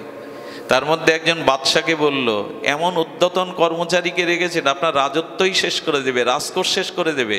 আরে আপনার অর্থ না জানিয়ে ও ওর মতো কাজে লাগাচ্ছে, ধনী হচ্ছে। সামান্য এই কথা জানার পরে তিনি 4 জন সেনাকে পাঠালেন, ওনাকে পিঠ মোড়া দিয়ে বেঁধে বন্দি করে আনস, আমি মৃত্যুদণ্ড দেব তাকে। এই মুসলিম বাদশাহ সম্রাট 4 জন পাঠালেন। উনি তখন বিট্টলজির চরণে বসে কাঁদছেন, হে বিট্টল, কি দিয়ে আমি জীবের সেবা করব বলে দাও। আমি রাজার ধন না বলে নিয়েছি নিজের ভোগের জন্য না, বিট্টল একটা পথ দেখাও। যখন মন্দিরের সামনে গিয়ে এই সেনারা বলছেন, এই তুমি ওঠো, তোমাকে নিয়ে যাওয়ার আদেশ হয়েছে, তুমি দোষী অপরাধী, যেই ওরা মন্দিরে পা দিতে যাবে, ওনার স্ত্রী এসে দাঁড়ালেন। স্ত্রী ছিলেন সতী সাধ্বী। একটা কথা বলি, যে গৃহে নারী সতী, কুলবতী এবং যথার্থ আদর্শপরায়ণা, ওই গৃহে কখনো অমঙ্গল ধ্বংস আসতে পারে না। ভগবান বললেন, যেখানে একজন সতী দাঁড়িয়ে থাকে, সেই স্থানকে ধ্বংস আমি করতে চাই না। এই পৃথিবীতে একটা স্বর্গ হলো যেখানে সতী সাধ্যে একটা রমণী বাস করে। সতীদের ভিতরে একটা ঐশ্বরিক তেজ থাকে, ওই তেজমূর্তি নিয়ে চলেন, খবরদার মন্দিরে এই অবস্থায় কেউ পা রাখবে না, এখানেই দাঁড়িয়ে থাকো। ওনার উপাসনা শেষ হলে উনি স্বেচ্ছায় যাবেন। সেনারা গীতায় মানে, কিন্তু ওনার তেজদীপ্ত এই সতীত্বের তেজে বাধ্য হলো ওখানে দাঁড়িয়ে থাকতে। ওই তেজে একবার মা শারদা ছোটবেলায় দক্ষিণেশ্বরে যাচ্ছিলেন, এক ডাকাত ওনাকে চুরি করে নেয়, বিক্রি করে দেবে। সকালবেলা অন্ধকারে আলোয় মুখ দেখতে পায়নি, সকালবেলা আলো দেখে দেখছেন, এ তো সাক্ষাৎ মাই। চরণে পড়ে গেলেন, কে তুই, তোকে দেখে আমার এমন হচ্ছে কেন? মায়ের অংশ তো উনি। ওনাকে দক্ষিণেশ্বরে কাঁধে করে পৌঁছে দিয়েছিলেন, চরণে পড়ে বলেছিলেন, আজ থেকে তুই আমার মা। এরপরে দক্ষিণেশ্বরে ওই মুসলিম ডাকাতটা যখনই যেত, মা নিজে হাতে আসন পেতে তাকে সন্তান রূপে সেবা দিতেন। সতীত্বের একটা তেজ আছে, শুদ্ধ রমণীর মধ্যে একটা তেজক্রিয়া আছে। সেনারা ওখানে দাঁড়িয়ে থাকলো। বিট্টলকে অবসানা করে যখন বাইরে এলো, হাত পিঠ মোড়া দিয়ে বেঁধে নিয়ে যাচ্ছে। নিয়ে যেতে যেতে গ্রামে বিঠ্ঠলজির একটা মন্দির ছিল, সেই মন্দিরের দুয়ার খোলা দেখে বলছেন, তোমরা আমাকে নিয়ে যাবে, আমার আপত্তি নাই, কিন্তু 5টা মিনিট সময় দাও, আমি আমার বিঠ্ঠলকে একবার দেখে আসি। বিঠ্ঠলের সামনে গিয়ে চোখের জল ছেড়ে দিয়ে বলছে, বিঠ্ঠল, সাজা যদি পেতে হয় তুমি দাও, অন্যের কাছে আমি সাজা পেতে চাই না। আমি আমার জীবন যৌবন ভালো মন্দ সব তোমাতে সমর্পণ করেছি, মৃত্যুদণ্ড সাজাতে আমি ভয় পাই না, কিন্তু তুমি দাও আমায়। আমি অন্যের কাছ থেকে সাজা পেতে চাই না, প্রাণ যেতে চাই না, তুমি সাজা দাও আমায়। চোখের জল ছেড়ে দিয়ে বিঠ্ঠলের কাছে যখন বুক ভেসে যাচ্ছে, ভগবান সব সহ্য করতে পারে, ভক্তের চোখের জলটা উনি সহ্য করতে পারেন না।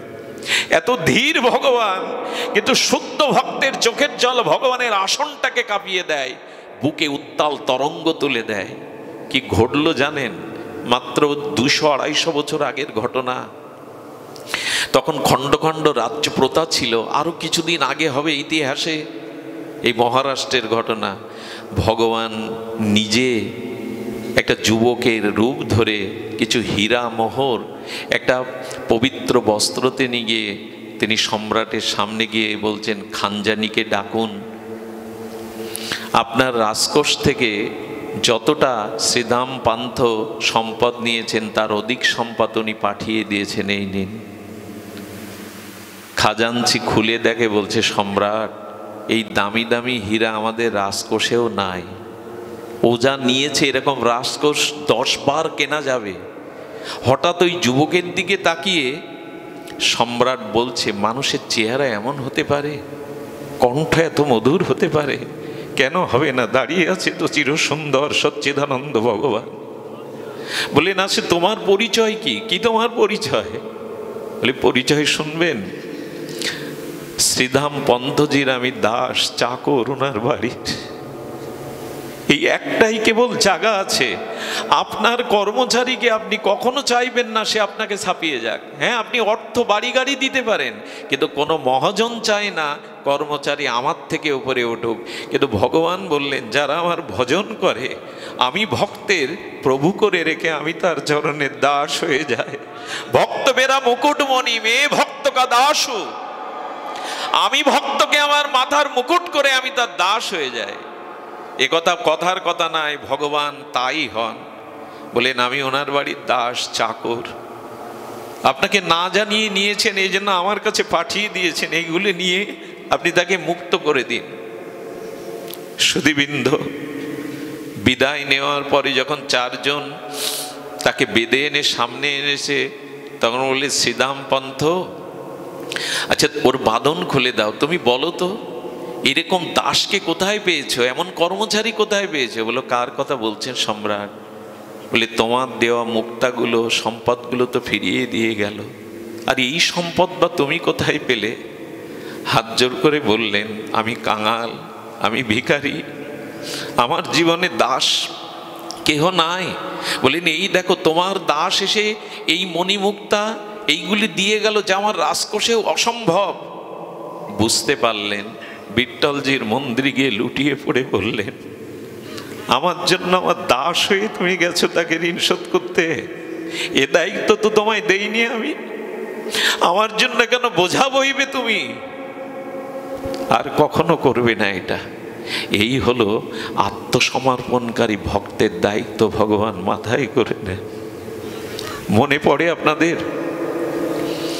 সেই গীতার টিকাকারগণ অর্জুন মিশ্র গীতার বহম মহম শব্দ কেটে দিয়েছিলেন। কৃষ্ণ নিজে বালকের রূপ ধরে তার গৃহেই পৌঁছে দিয়েছিলেন ফলমূল আহার্য। ভগবান বললেন, আমি অন্তত কথার খেলাপ করি না, আমাতে আত্মসমর্পণকারীর ভক্তের সব দায়িত্ব কর্তব্য আমি নিজে তুলে নেই। পেছনে কথা বলছে কারা? সমস্যা হচ্ছে?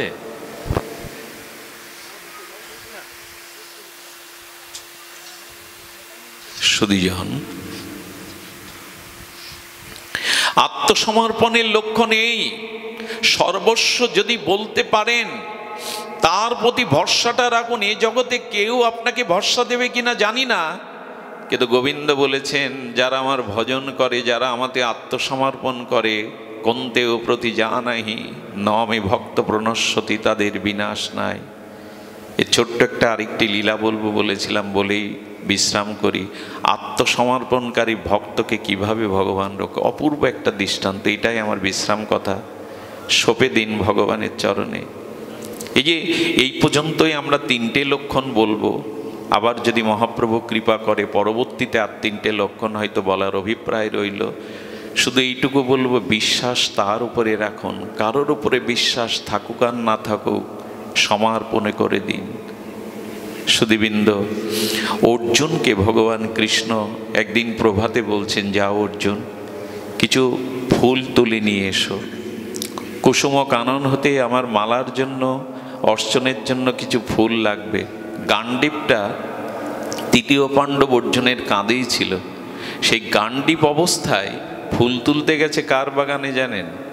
হনুমানজির ফুলের বাগানে। ইতিপূর্বে হনুমান এবং অর্জুন এই দুই ভূমিকার দুই শ্রেষ্ঠ ভক্তের সাথে মিলন হয়নি। আজ ভগবানেরই ইচ্ছা একটা লীলা শিক্ষা দেওয়ার জন্য, সমর্পণকারী ভক্তকে তিনি কিভাবে রক্ষা করেন এই লীলাটি প্রকট করে জগৎকে শিক্ষা দেবেন, এটা গোবিন্দের ইচ্ছা। হনুমানজি লুকিয়ে দেখছে তৃতীয় পাণ্ডব কে যেন এসে ফুল তুলছে। হনুমান এসে বলছে, দাঁড়াও, তোমার পরিচয় আগে দাও। বলে, আমার পরিচয়, আমি তৃতীয় পাণ্ডব অর্জুন, কৃষ্ণ সখা। তখন বলছেন, এই জন্যই তো তোমার এই কাজ, ফুল চুরি করতে এসেছো। আসলে তোমার যে সখা, তোমার যে বান্ধব কৃষ্ণ, সেও বৃন্দাবনে চুরি ছাড়া অন্য কিছু করেনি। ননি চুরি, বসন চুরি, সবই তো চুরি। তো চোরের বন্ধু তো চোরই হয়। হনুমান ছাড়বে কেন? হনুমান আজকে লীলা জমানোর জন্য পরীক্ষা করছে তার সমর্পণ, তার ভগবানের প্রতি বিশ্বাস কতটুকু। হনুমান বলছেন যে হনুমান আজকে অর্জুনকে একটু দেখতে হবে তার সমর্পণ কেমন। সুধীবৃন্দ, অর্জুনের এ কথা ভালো লাগবে? আমিও বলি, যার গাছের ফুল তুলেন সকালে, আগে থেকে তাদের একটু বলে রাখবেন, আমি 2টো তুলসী ফুল কিন্তু নেই। আমাদের দুর্দশা কি জানেন? সকালে ফুল তুলতে গিয়ে আর কারোর পূজা আছে, যার গাছ তারও যে 2টো ফুলের দরকার আমরা মনে রাখি না, গাছ মুড়িয়ে নিয়ে যাই। এরকম ঠিক নয়। সুধীবৃন্দ বলছেন, তোমার বন্ধু, তোমার সখা কৃষ্ণ তো নবনীত চোর, ননী চোর, গোপীমন চোর, বসন চোর, তা তার বন্ধু, তার শিষ্যও বা কী হবে? সেও তো চুরি করবে। অর্জুন ক্রোধান্বিত হয়ে বলছে, তা আপনার পরিচয়? হনুমান পরিচয় দিচ্ছে, আমি রঘুপতি রাজীবলোচন রামচন্দ্রের দাসানুদাস। দাস নয়, দাসানুদাস। বলছে এই জন্য। এই জন্য মানে একটা ফুল অন্যের নেওয়া সহ্য করতে পারছো না, কারণ তোমার প্রভুও যেমন তুমিও তেমন, অর্জুনও বা কম ছাড়বে কেন? বলে কেমন? বললো, স্বয়ং ভগবান সমুদ্রের ওপরে বাঁধ দেওয়ার জন্য বানরদের দিয়ে পাথর ফেলালো, নিজে পারতেন না? তীর-ধনুক ছিল একটা সেতু তৈরি করতে। তুমি তো তার দাস, তোমারও ক্ষমতা কতটুকু? এইটুকু বাগান শুধু তোমার আছে? তখন অর্জুন বলছেন, আমার তীর-ধনুক দিয়ে আমি একটা বাণ নিক্ষেপ করলে এই যে সামনে নদী দেখছো, এতে একটা সেতু তৈরি হয়ে যাবে। হনুমান তখন সুযোগ বুঝে বলছে, হ্যাঁ, তোমার বাণে সেতু হবে বটে, তবে আমি হনুমান উঠলে ওটা হুমড়ে চুমড়ে ভেঙে পাতালে প্রবেশ করবে। তোমার সেতুতে আমার একার ভার বইতে পারবে না, আমার প্রভু তো লক্ষ লক্ষ সেনা নিয়ে গিয়েছিল। তখন বলছেন, আচ্ছা, আমি প্রতিজ্ঞা করছি, আমি বান দিয়ে সেতু তৈরি করছি, তুমি উড়লে যদি ভেঙে যায়, পাতালে যায়, এ মুখ আমি দেখাবো না, অগ্নিতে আত্মাহুতি দেব, আমি ক্ষত্রিয়। হনুমান বলছে, হয়ে যাক। তীর নিক্ষেপ করে সেতু নির্মাণ করলেন। গান্ডীবধারী অর্জুনের এ ক্ষমতা ছিল বিশ্ববিজয়ীর। যখন তীর দিয়ে সেতু তৈরি করলেন, হনুমান তখন চোখের জলে রামকে বলছে, প্রভু, হনুমান তো পুতুল, যেভাবে নাচাও আমি সেভাবেই নাচি, আমার উপরে ভর করো তুমি। হে বিশ্বম্ভর, হে সর্বশক্তিমান, ভর করো। ভগবানের নামে আত্মসমর্পণ করে লক্ষ লক্ষ পর্বতের বল, প্রভুর কৃপায় হনুমান এত বলশালী হয়েছেন। হবে না কেন? উনি তো শঙ্করের অবতার। ভগবানকে সেবা করবার জন্য শিব ঠাকুরই হনুমান রূপে এসেছিলেন। উনি উড়লেই হুড়মুড় করে ব্রিজ সেতু ভেঙে পাতালে চলে গেল। অবনত মস্তকে ক্ষত্রিয় কুলোদ্ভব অর্জুন অগ্নি জেলে যখন ঝাঁপ দিতে যাবে হনুমান টেনে ধরেছে, ঝাঁপ দিতে হবে না, ওই একটু অর্ধেক প্রতিজ্ঞা। বললেন আমি ক্ষত্রিয়, মরতে শিখেছি, মরতে ভয় পায় না। আরে আমি হেরে গেছি মানেই আমার প্রতিজ্ঞা গেছে, মানে মরবই। হনুমান তখন ভগবানকে ডাকছে, প্রভু বাঁচাও, জ্যান্তে পোড়ানোর ইচ্ছা আমার নাই। আমি দেখছিলাম হ্যাঁ অর্জুনের মহিমা মহত্ব, তার প্রভু ভক্তি। এখন তিনি তখন ভগবানকে স্মরণ করেছেন, যেই স্মরণ করেছেন ব্রাহ্মণ বেশে ভগবান কৃষ্ণ এসে উপস্থিত। আরে একজন টেনে ধরছে, একজন আগুনে ঝাঁপ দিচ্ছে, আমি বৃদ্ধ ব্রাহ্মণ, আমাকে বলো কারণটা কি হয়েছে তোমাদের। পূর্ব ঘটনা ঘুরে বললো, আচ্ছা তোমরা যখন প্রতিজ্ঞাটা করেছিলে দুইজনের মাঝখানে অন্য কেউ ছিল তৃতীয় জন? বলে কেউ ছিল না। বলে তাহলে এই বিচার মেনে নেওয়া যাবে না। হনুমান মনে মনে বললেন, বাঁচালেন প্রভু, ব্রাহ্মণ আপনি বাঁচালেন আমায়, অন্তত বললে দেখো অর্জুন বলছেন না আমি আত্মহনন করবই। তখন এই কৃষ্ণ ব্রাহ্মণ বেশে ভগবান বললেন, আচ্ছা আমি একটা প্রস্তাবনা দিচ্ছি, এইবার হনুমান তীর দিয়ে সেতু করুক, এইবার তুমি সেতুতে ওঠো, যদি ভেঙে যায় আমি সাক্ষী স্বরূপ মাঝখানে থাকলাম, তুমি আত্মতে। হনুমান বলল বাজলাম। তৃতীয় পাণ্ডব প্রস্তাবনা মেনে নিয়ে যখন তীর দিয়ে সেতু তৈরি করলো, হনুমান প্রভুকে স্মরণ করে উঠল, কিন্তু এবার আর সেতু ভাঙল না। সেতুটা পার হয়ে যখন হনুমান ওপারে গেছে, স্বয়ং শিব তত্ত্ব, হনুমান তখন চোখে জল ভরে গেছে। কেন জানেন? আমার প্রভু ছাড়া এই ভার বহন করার ক্ষমতা অনন্ত লোকে কারোই নাই। উনি দেখছেন জলের থেকে রক্তের আভা ভেসে আসছে, উনি সেই নদীতে ঝাঁপ দিয়ে দেখলেন আর কেহ না, স্বয়ং কৃষ্ণ তার ভক্তের মর্যাদা রক্ষার জন্য সেতুটাকে মাথার উপরে করে নিয়েছেন। সেই চাপে ওখান থেকে রক্তক্ষরিত হচ্ছে, উনি প্রভুর চরণে পড়ে গেলেন, প্রভু এই কষ্ট আমি আপনাকে দিতে চাইনি প্রভু, তবে আজ জানলাম সমর্পণকারী দাস ভক্তের দায়িত্ব আপনি মাথায় তুলে নেন। এই জন্য এই জগতে কারো প্রতি ভরসা নয়, শ্রী গুরু এবং ভগবানের প্রতি পূর্ণ সমর্পিত ভাব রাখুন। দেশ কাল পরিস্থিতি যাই থাক, কল্যাণময় ভগবান, ভক্তবৎসল ভগবান, কৃপালু ভগবান অবশ্যই তিনি আপনাদের রক্ষা করবেন। আমি এই অনুষ্ঠানে গত বছর এসেছিলাম, আমি সেখানে ফিরে গিয়েছিলাম। সেদিন যারা কষ্ট পেয়েছিলেন, ফিরে যাওয়ার কারণ ছিল পল্লী বিদ্যুতে আপনাদের এই গ্রামের একজন চাকরি করেন, আমাদের অপূর্বদার কথায় আমি এসেছিলাম। আমার সময়টা 6টা থেকে দেওয়ার কথা ছিল, আসলে একজন উঠে গিয়েছিলেন, তাকে নামানো ঠিক না, আমি অনুরোধ করে ফিরে গিয়েছিলাম।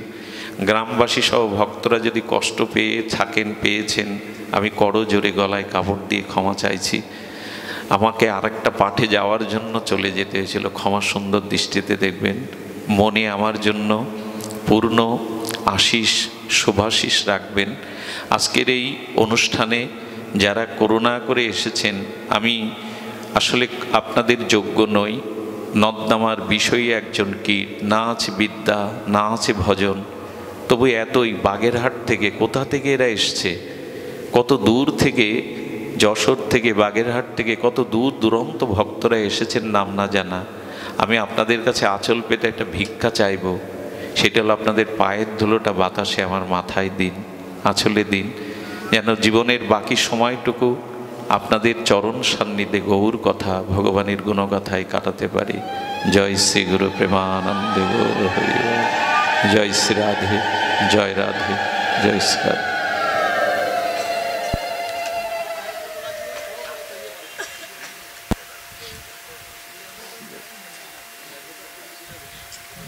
জয় রাধে। বাঞ্ছা কল্পতরুভশ্চ কৃপা সিন্ধুভ্যেব চ পতিতানাং পাবনেভ্যো বৈষ্ণবেভ্যো নমো নমঃ। জয় শ্রী রাধে।